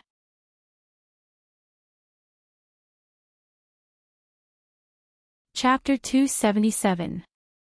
Jiang Pingji had long foreseen the outcome of Nanqing's defeat, but she did not expect that the news of them asking for reinforcements had only just reached Dongqing. Coincidentally, they bumped into the marriage team of the 3 tribes of the northern borderline. Dongqing would be in trouble. Although Dongqing and Nanqing had conflicts, they were still considered part of Great Xia, while the 3 tribes of the north borderline and the 4 tribes of Nanman were considered outsiders. In layman's terms, Dongqing and Nanqing were 2 sons of the same father. Even if they were separated, their bones were still connected. However, the 3 tribes of the north borderline and the 4 tribes of Nanman were foreign enemies who coveted their family property. In order to protect the family property of their ancestors, the 2 countries had to temporarily put aside their grudges and join forces. If Nanqing was really defeated by the iron cavalry of the 4 factions of Nanman, Dongqing would face the danger of being attacked from both sides by the 3 tribes of the northern borderline and the 4 factions of Nanman. The annihilation of the country was just around the corner. Therefore, Dongqing had no choice but to lend Nanqing troops to Dongqing. Both parties were interdependent. However, if they borrowed troops, it would definitely affect the military strength of Dongqing's border defense. The military strength used to resist the northern borderline would also be affected. The 3 tribes of the northern borderline had been at war with Dongqing for many years. They had always won more than they lost. Dongqing was courting death by emphasizing culture and restraining military force. It was foreseeable that after Nanqing came to borrow troops, Dongqing's military strength in the northern borderline would be thinned. It was no wonder that the envoy from the northern borderline was so fearless. Lu Shi sighed and said, "The 3 tribes of the northern borderline have been coveting Dongqing for a long time. I only hope that you are clear-headed and don't let the wolf into the house. Marriage is not a permanent solution, but it seems that it is too late." Feng Ren looked at his son with pity. His heart ached when he saw his son's pale face. He sneered coldly when he heard Lu Shi sigh. He despised the man sitting on the throne. Although Feng Ren knew that he would not get any justice in the palace this time, he still wanted to let the emperor know that the Feng family was not a pushover. Feng Ren cupped his hands and apologized to Lu Shi. Then he left with his son, whose wound had just been treated. His face was as cold as ice. After experiencing such a thing, many people no longer had the leisure to soak in the spring. Suddenly, someone patted Jiang Pingji's shoulder. "I didn't expect you to be so skilled in martial arts." It made one want to shout out in satisfaction. "I don't like those bastards either. It's just that I can't beat them up like you." It is said that the warriors of the northern borderline are fearless of death, but from what I see now, it seems that they are not as powerful as you. She resisted the urge to subdue him and turned her head calmly. It turned out to be the young man who had tried to get close to her before. Jiang Pingji warned him expressionlessly, for the sake of the words, grandson of AB*TCH. "I don't like people patting my shoulder from behind. If you're a stranger, I'm afraid you won't be able to keep your arm." The other party was stunned, and he withdrew his hand as if he had been electrocuted. "I didn't expect you to be so vicious at such a young age." As they were talking, the group returned to the Rose Courtyard Sky Room 1. Separated by a corridor, Jiang Pingji noticed a tall and slender figure in white standing in the corridor. The man's ink-black hair draped over his shoulders, faintly revealing his pale, tightly pursed lips and a slight chin. Perhaps he heard the footsteps, but he turned around slightly. His indifferent gaze swept around and fixed on Jiang Pingji. Jiang Pingji had fought with someone, so her clothes were inevitably stained with blood. If she didn't look relaxed, people who didn't know would think that the blood was hers. However, Wei Ci was very clear that this woman was not the one who was at a disadvantage. The blood could only belong to someone else. Thinking of this, Wei Ci moved his gaze away calmly and asked the young man who was familiar with Jiang Pingji. "Xiaoyin, what's going on?" A group of boorish men who claimed to be envoys from the northern borderline were causing trouble in front. A servant from the Feng residence came to Lanting for help. Out of curiosity, I followed them to take a look. I didn't expect those people from the northern borderline to be so arrogant. They bully Dongqing. How hateful. The young man's voice was filled with resentment, but he immediately resumed his playfulness. Zixiao, let me tell you, Master really took in a good student. She's really good at fighting. A servant from the Feng residence. Wei Ci frowned and glanced at Jiang Pingji, who looked normal. Wei Ci had always known that she was good at fighting. Not to mention a few warriors from the northern borderline, if she had a spear, she could easily kill her way in and out of the enemy's formation more than 10 times. She could take the head of the enemy's general as easily as taking something out of her pocket. But, he sighed slightly in his heart. It was indeed different. He rarely saw this person show an expression other than indifference. If it was in the past, thinking of this, Wei Ci firmly suppressed the thoughts in his heart and calmed his mind. Facing this woman, he needed to be 120% vigilant. Otherwise, if he was not careful, he would have nowhere to hide in front of her. He had experienced this a long time ago. Jiang Pingji explained, Feng Jin is my good friend. He was bullied, so I naturally had to go over and support him. What's more, those boorish men from the northern borderline are really annoying. I gave them a light punishment, or else I would have nowhere to vent my anger. What a joke. Beating her partner was the same as beating her. Of course, she had to get back at them. You didn't just give them a light punishment just now. You made them lose their courage. To deal with the ambitious foreign tribes from the northern borderline, you should use such a forceful method. If you talk about propriety, righteousness, integrity, and trust with them, they will only think that you are afraid of them. Shaoyin placed both hands on Jiang Pingji's shoulders. With an expression of experience, he said warmly, in the future, when we go to Langyi Academy, I will protect you. Wei Ci silently glanced at Lu Zhang's hands. His eyes gradually darkened. I said, don't pat my shoulder from behind. Jiang Pingji repeated. My name is Lu Zhang. Master gave me the courtesy name Shaoyin. Look, we know each other now. We are not considered strangers, right? Jiang Pingji rolled her eyes and said, up to you. If I dislocate your arm next time, don't ask me to take responsibility. After saying that, Jiang Pingji skillfully shook her shoulders and slid out like a mudfish. Lu Jing found that the shoulder under his palm had become extremely soft and smooth. Before he could subconsciously grab it, she had already left his palm. He could only stare at his hands in a daze. Then he looked at Jiang Pingji's back and sighed. You really have good skills. Wei Ci looked at him coldly. His eyelids slightly narrowed as he said, when martial arts practitioners reach a certain level, they will be highly vigilant of their surroundings. If an unfamiliar aura tries to approach them, it is extremely easy for them to unconsciously capture it. Shaoyin, be more careful. Lu Zheng was startled. He suddenly realized that Wei Ci was saying that he was stupid. Zixiao, why do you also read such indecent novels from the streets? No matter how he looked at it, his words sounded like the standard of a wandering master in a novel from the streets. If you don't believe me, try approaching her when she's taking a nap. But if her arm is crippled, I won't take responsibility. Wei Ci knew that it was not a rumor from the streets. It was true. Hey! Wei Zixiao, you never have good intentions. I won't be fooled.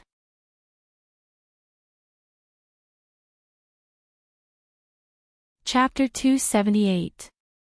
After returning to the hot spring room, Wei Ci asked the other students in detail to understand the whole story.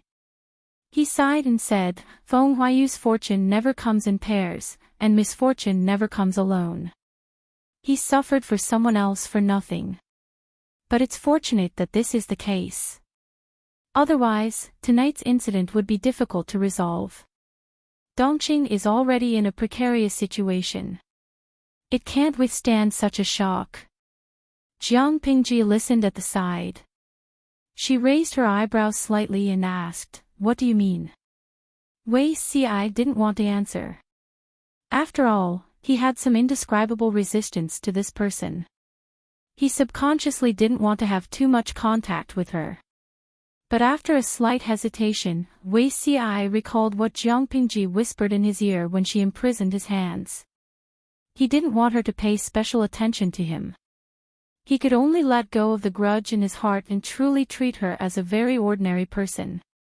Thus, Wei Ci answered calmly, If I'm not wrong, these warriors from the northern borderline are planning to cause trouble for the residents of the Count of Junbei.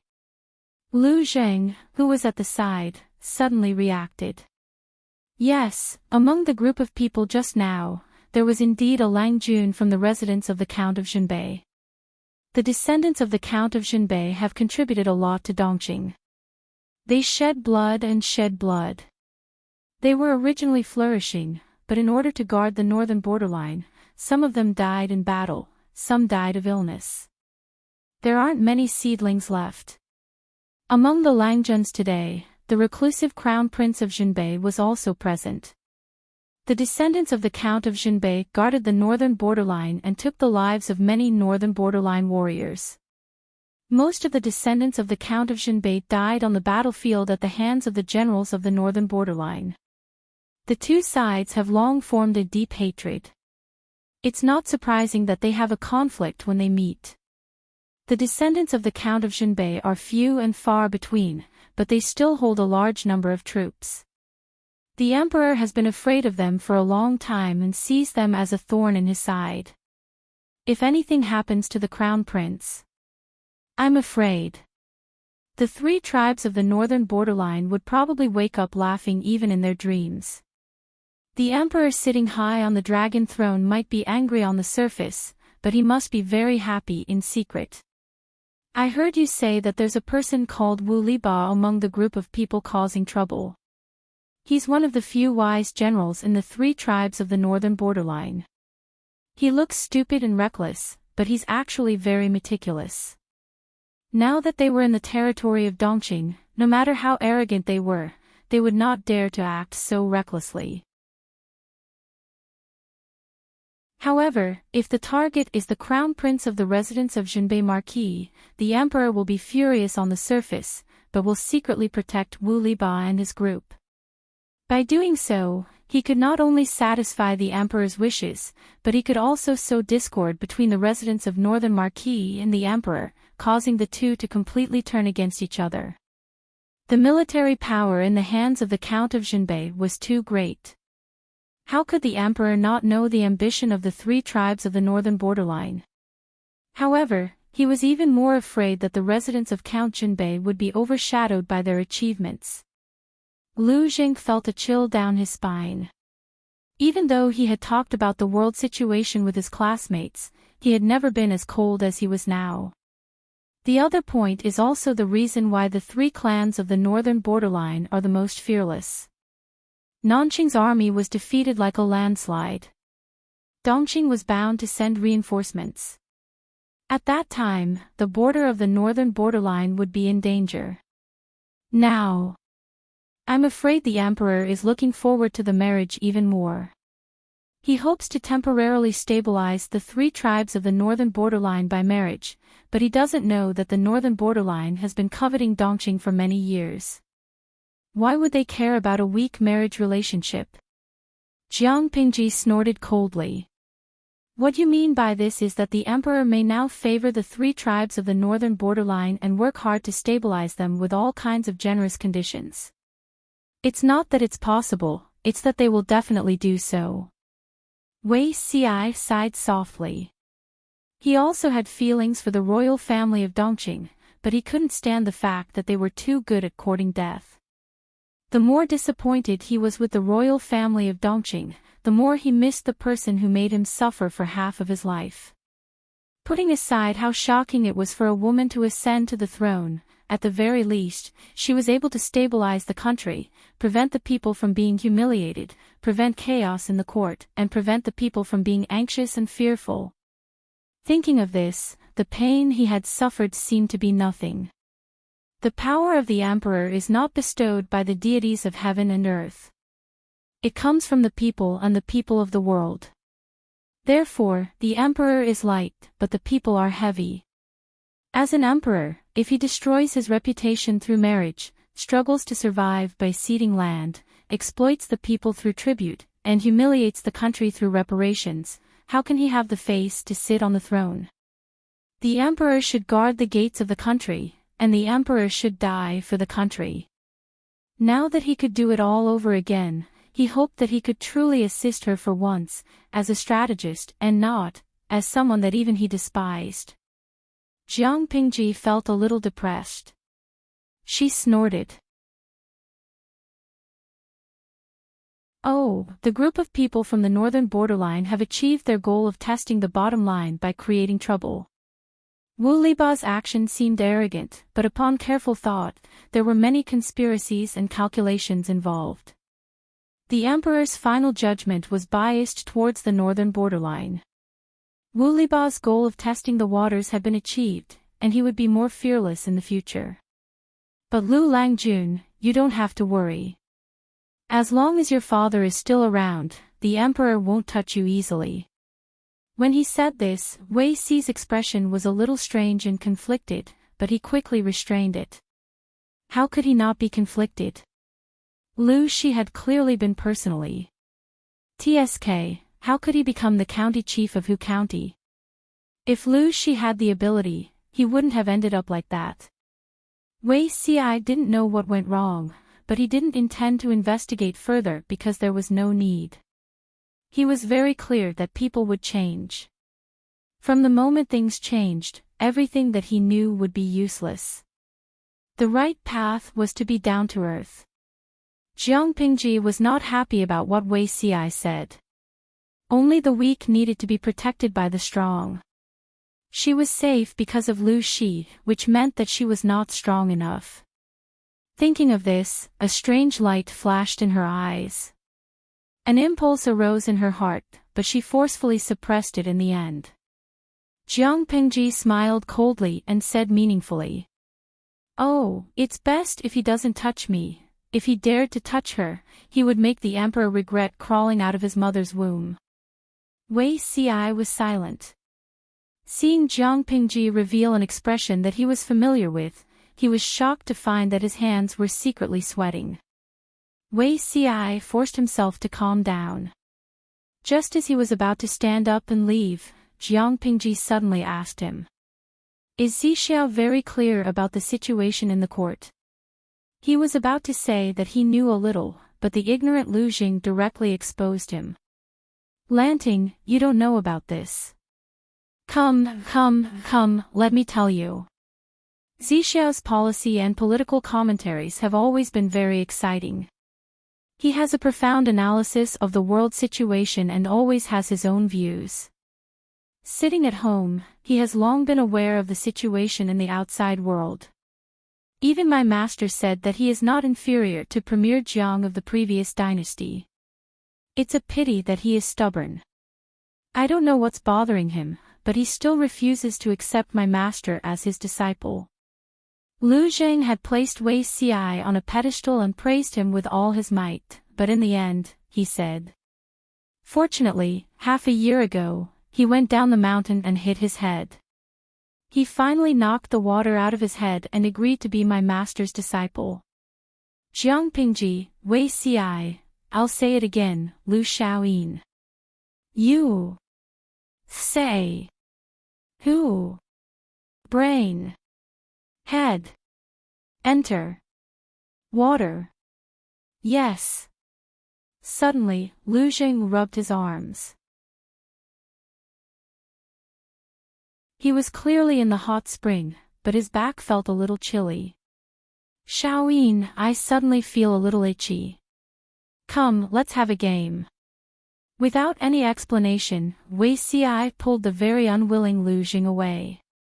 Jiang Pingji looked at the bright moon hanging in the sky and suddenly curled her lips. She lowered her head to look at the card between her fingers.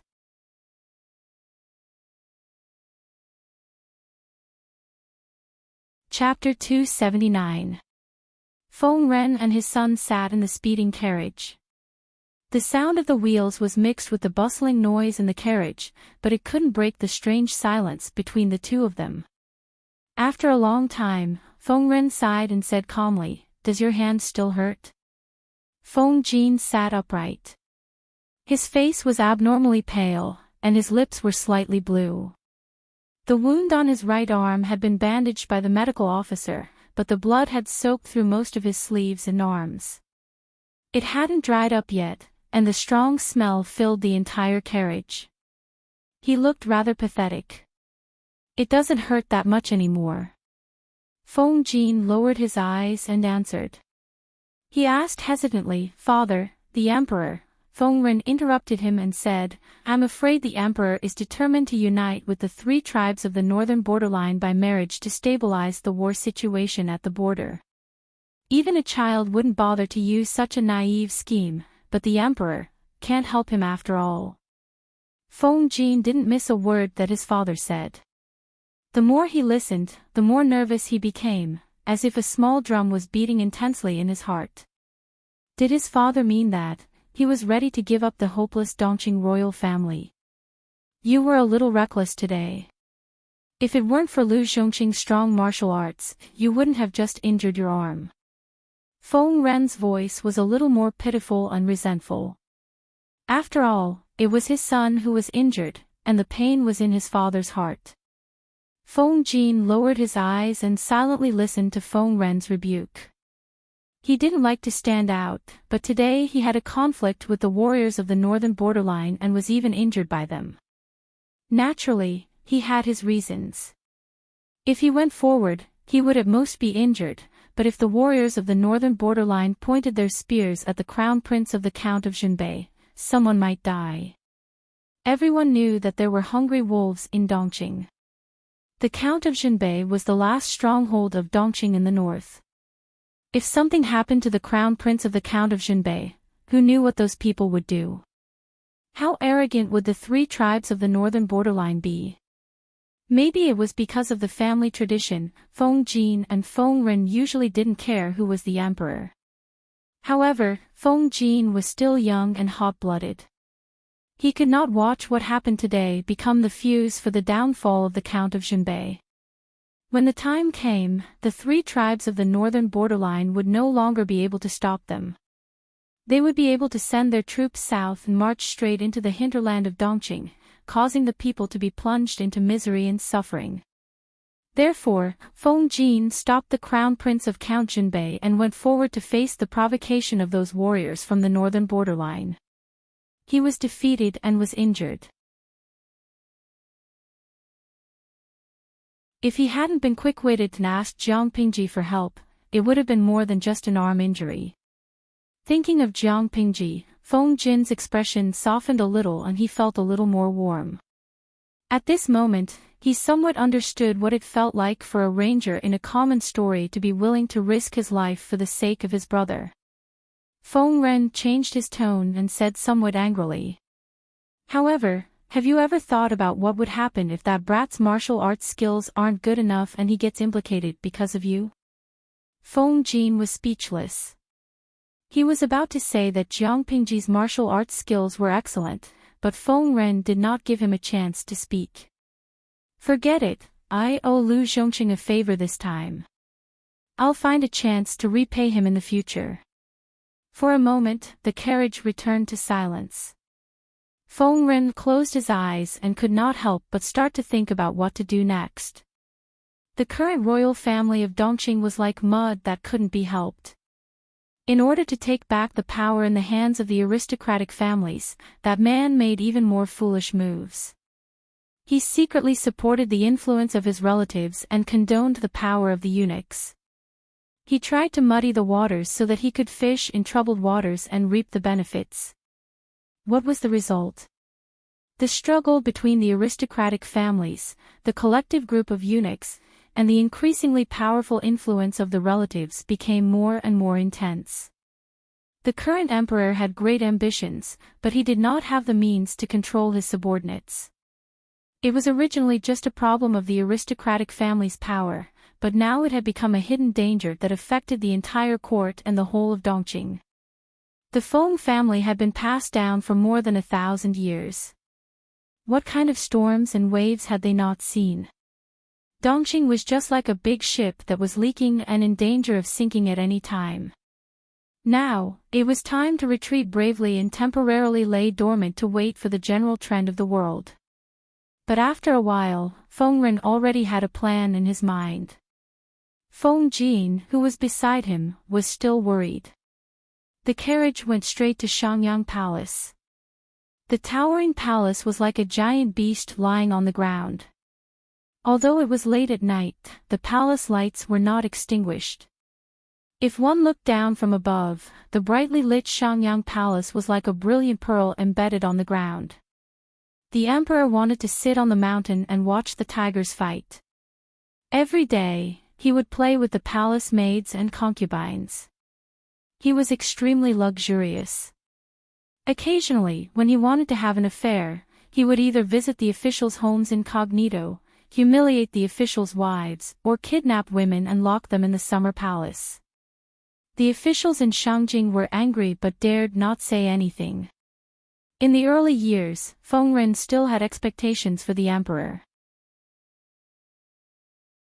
He dared to speak and be angry, but naturally, he was not liked by the emperor. If he was not the leader of the Feng family and the emperor did not dare to touch him, he would have lost his official position and his family would have suffered. Minister of the Secretariat, what's wrong with you today?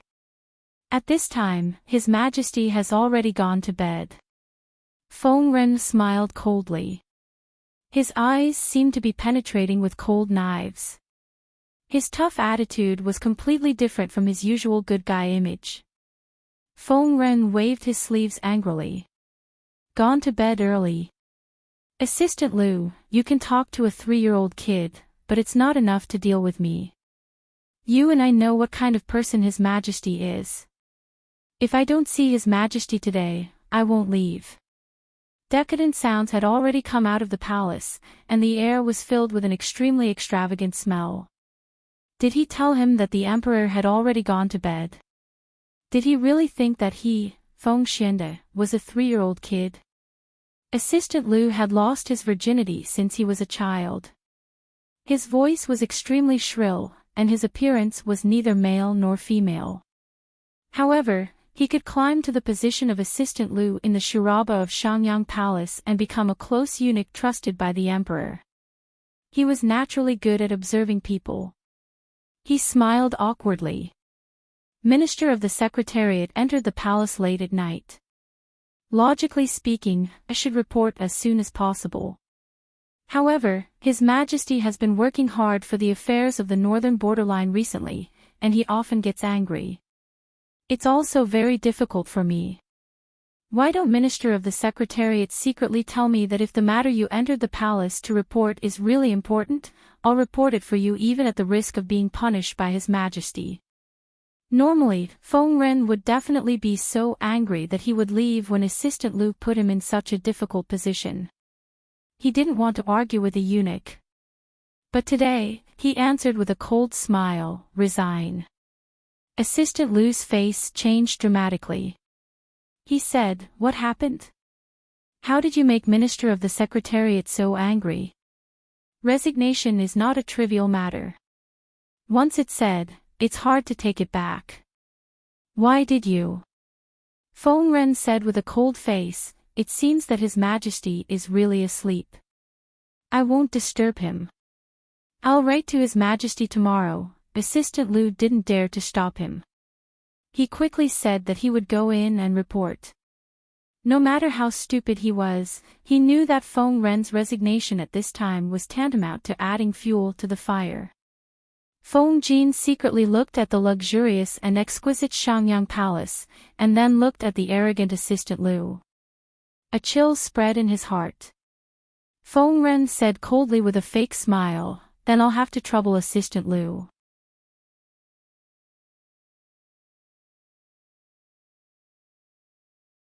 Chapter 280. Feng Ren came out of the palace with a cold expression. "Huayu, let's go." Feng Jin secretly glanced at his father and then listened to the sounds of things being smashed and the terrified screams of the palace maids. After hesitating for a while, he decisively followed his father's footsteps. He was extremely disappointed in the emperor and had completely given up. As Feng Ren expected, the emperor only rewarded Feng Jin with a large amount of money and medicinal herbs. He didn't mention how to deal with the messengers from the northern borderline. He didn't even try to hide the fact that he was defending the people from the northern borderline. Even though Feng Ren threatened him with resignation, the other party was determined and even secretly felt a little happy. Although Feng Ren was the head of the secretariat, he was still an official. No matter how insignificant he was still an official. If he took the initiative to resign, the emperor could install his confidant and gradually increase his voice in the court. He thought of Secretary Lu's reaction. When he heard that Feng Ren intended to resign, he hurriedly went to report, but the emperor was overjoyed. When he put the two reactions together, Feng Ren almost laughed. An emperor's foresight was not as far-sighted as a eunuch. If the Feng family continued to follow such an emperor, they would be doomed. It was a good strategy to escape as soon as possible. When it came to chess skills, even Ten Lu Jing could not beat Wei Ci, who was full of schemes. "I don't want to play chess with you anymore. Every time I play, I feel like I'm punching cotton. I feel very aggrieved." Lu Jing saw that he had lost the upper hand on the chessboard, so he quickly admitted defeat. It would be self-torture to continue playing chess. He wanted to find Jiang Pingji for comfort, but when he turned around, he found that she had disappeared. "Zixiao, did you see where Lanting went?" Lu Jing asked casually. Wei Ci said, "He left a quarter of an hour ago. I guess he went to bed." Lu Jing nodded and immediately reacted. He gritted his teeth and wanted to strangle the person in front of him. "You were playing chess with me 15 minutes ago, and now you have the time to pay attention to others." Wei Ci was speechless. Jiang Pingji was watching them play, but she knew that Lu Jing would lose when she saw the chess. She suddenly lost the mood to continue watching. She did not obediently go to bed like Wei Ci had told her to. Instead, she changed into a set of light clothes and went to drink wine with Lu Shi. Yes, drinking with prostitutes, and bringing Lu Shi along. "Lu Shi, what can I do? I'm desperate too." Lu Shi didn't even dare to touch his daughter's glass of wine as he watched her drink like it was water. "What's bothering you?" he asked. Jiang Pingji dismissed her attendants and asked Lu Shi, "Father, did you mean it when you said you wanted to marry my sister to Wuma Jun?"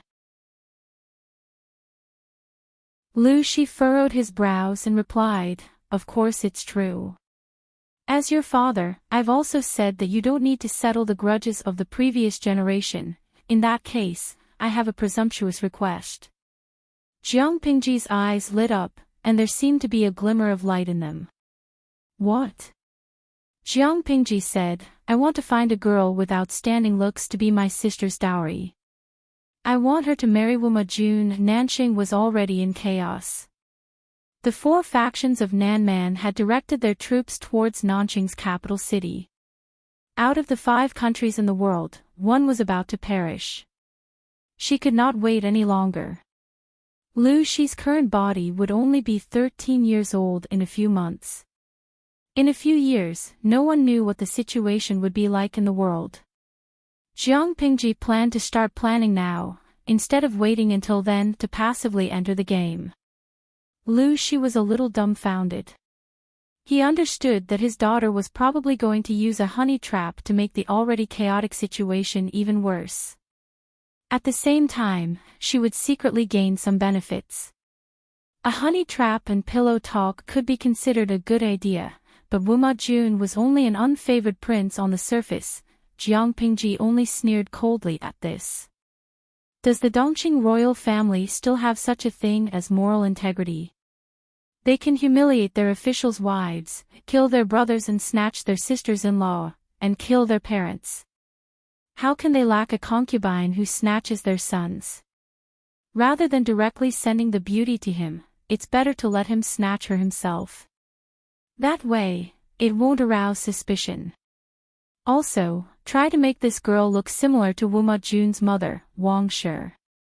Jiang Pingji tapped her fingers on the tea table and nodded.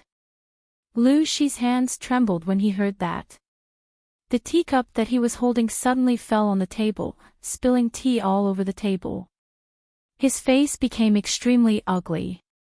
After Jiang Pingji saw it, she revealed an expression that said, "I knew it. What you said is not difficult. I'll send someone to look for her." Lu Shi tried hard to maintain a calm expression. He was afraid that he would reveal any unnecessary emotions. Jiang Pingji acted as if she did not see Lu Shi's loss of composure. She continued to leisurely drink her wine with a faint smile on her lips. Lu Shi, who was beside her, was anxious and fearful. As time went by, the psychological pressure that his daughter put on him increased. Spending the night in the red light district, enjoying a night of singing and dancing, it was indescribably carefree. When the sun hung high in the sky the next day, Jiang Pingji returned to the hot spring house with the smell of alcohol. "Where the hell did you come from?" Lu Jing saw her and was about to greet her, but he was scared away by the various colors of rouge on her body. The rouge smelled good, but it could not withstand the strong smell of alcohol. The combination of the two was a kind of olfactory torture for people who were used to smelling all kinds of incense. Chongqing Alley. That's not a hell of a place. Jiang Pingji soaked her face with a wet towel. She looked much more sober. Lu Zheng was speechless. Even though it was his first time in Shangjing and his first time soaking in the hot spring, he knew what kind of place Chongqing Alley was. It was a gentle place for men and a red light district where all kinds of beauties gathered. The teenager in front of him was not even fully grown yet, right? The wine there is delicious and the music is not bad. If you like it, I'll bring you there later. Lu Jing quickly agreed to Jiang Pingji's invitation. How can I accept that? But I heard that there are many talented women in Chongqing Alley who are full of knowledge.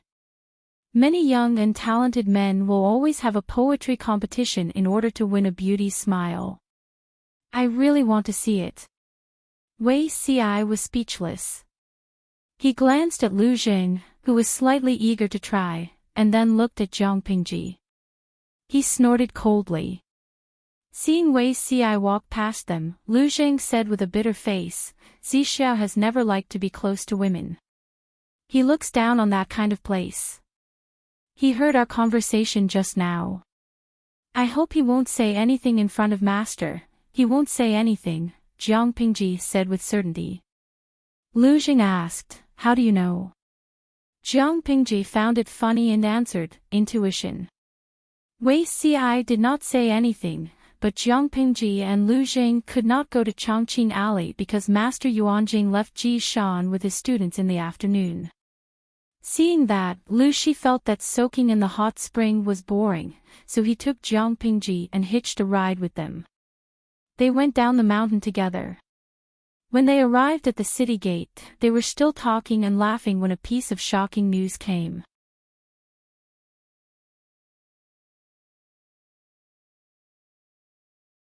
Chapter 281. Wait, why did something happen to the crown prince of the Count of Jinbei? Jiang Pingji sat in the carriage and watched the bullet screen in boredom to kill time. Occasionally, she chatted with the audience. Her sensitive ears heard the whispers of passers-by outside the carriage. She suddenly perked up and hurriedly lifted the curtain of the carriage, jumping out to inquire. This series of actions almost scared the people in the carriage and the coachman. The latter hurriedly pulled the reins and stopped the carriage. "Lanting, how can you be so reckless? What if you accidentally hurt yourself?" She was so frightened by Jiang Pingji's action of jumping out of the carriage. When he came back to his senses, he found that his back was drenched in cold sweat. Jiang Pingji turned her head and said that she was fine. At the same time, she grabbed the commoner who was gossiping just now and repeated the previous question. "Why did something happen to the crown prince of the Count of Jinbei?" The commoner was so frightened that he almost forgot how to speak. He looked at Jiang Pingji's attire and knew that she was not an ordinary person. He could not help but secretly curse his bad luck. It was not easy to serve a noble person. If he accidentally angered her, it would be difficult to keep his head. With such a perturbed feeling, the commoner smiled at Jiang Pingji uneasily. His smile was very forced. After a long time, he squeezed out a sentence. This matter spread around last night. It said that the crown prince of the Count of Jinbei fought with someone for the title of courtesan. There was a conflict and a few people were killed. The crown prince was weak and could not withstand the stimulation. He died on the belly of the courtesan. Jiang Pingji was speechless. Yuan Jing and the others and Lu Shi also recovered from Jiang Pingji's reckless jumping out of the carriage. They understood the reason for her loss of composure and their faces all turned cold. Wei Ci sighed and said, "Feng Huayu's good intentions were wasted by the crown prince of the Count of Jinbei." In order to control the situation, Feng Ji knew that the people from the northern borderline wanted to find trouble with the crown prince of the Count of Jinbei. Instead, he confronted them. Not only was he beaten up, but his right arm was also injured. He did not have the chance to participate in the assessment that was about to begin and missed a great opportunity to rise rapidly. The crown prince of the residence of the northern marquis was unaware of the danger. Instead of obediently going to bed at night, he ran off to compete with others for the title of top beauty. Beside him, Lu Jing glanced at Wei Ci, who was in the same carriage. There was a puzzled look in his eyes. He said strangely, "From what Zishou said, you're blaming the crown prince of the Count of Jinbei for this matter. Could it be that there's nothing fishy about the northern borderline?" Wei Ci smiled and said, "You may not know this, but this crown prince of the Count of Jinbei was originally the son of a concubine and was not favored. However, the bloodline of the Count of Jinbei was declining. Most of the young men died on the battlefield, and the crown prince who had been established before died at a young age, not even leaving behind an heir. As a result, the position of the crown prince of the residence of Northern Marquis was given to the son of that concubine. It was impossible for a bastard son to be made a crown prince in an ordinary family. However, this bastard was already the only child, and the residents of Count Jinbei had no choice. Not only that, this bastard son was congenitally deficient. He had some defects since he was born in his mother's womb, and he was prone to illness. The Count of Jinbei regarded him as a fragile porcelain doll, and he did not even dare to speak loudly. They spoiled him to the extreme, and gradually raised him to be blindly arrogant and foppish. Perhaps there are traces of the northern borderline in this, but this crown prince is courting death. There's no doubt about that. If he was smarter, he would have known to behave himself when Feng Huayu helped him avoid the disaster. Why would he fight for the title of courtesan belle then? Wei Ci said with a cold expression. He did not care at all what kind of crisis the death of the crown prince would bring to Dongqing. On the other side, Jiang Pingji asked about the details in detail. The commoner did not know any of this, and he immediately put on a bitter face. Lang Jun, I'm just here to join in the fun. I heard about this from other people's idle chatter. How would I know what those big shots said and did? Even if you ask me, I can't answer. Jiang Pingji looked at the commoner and sighed in disappointment. She turned around and returned to the carriage. Lu Shi glanced at Jiang Pingji and said in a low voice, "Don't worry. When we arrive at the Feng residence, I'll send someone to inquire about it in detail.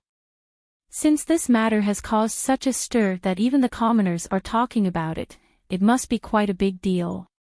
It shouldn't be difficult to find out." Jiang Pingji nodded, but she still looked a little absent-minded. Lu Shi and his son temporarily stayed at the Feng residence, while Master Yuanjing and his students stayed at another residence on the other side of Shangjing. The two groups of people did not go the same way. Once they entered the city, they naturally separated. Lu Shi asked about the place where Master Yuanjing and his people were staying. He politely said that he would bring his son to pay a formal visit to Master Yuanjing after the matter was settled. After all, he was his daughter's teacher in the future, and basic respect was still necessary. Master Yuanjing did not care about these customs. He said to Wei Xi, "Now that the situation is tense, Shangjing is in a state of panic. I don't know what the northern borderline bandits will do. Send County Chief Lu on my behalf so that I can be at ease." Wei Xi's expression did not change. He nodded and agreed, but he did not agree with it.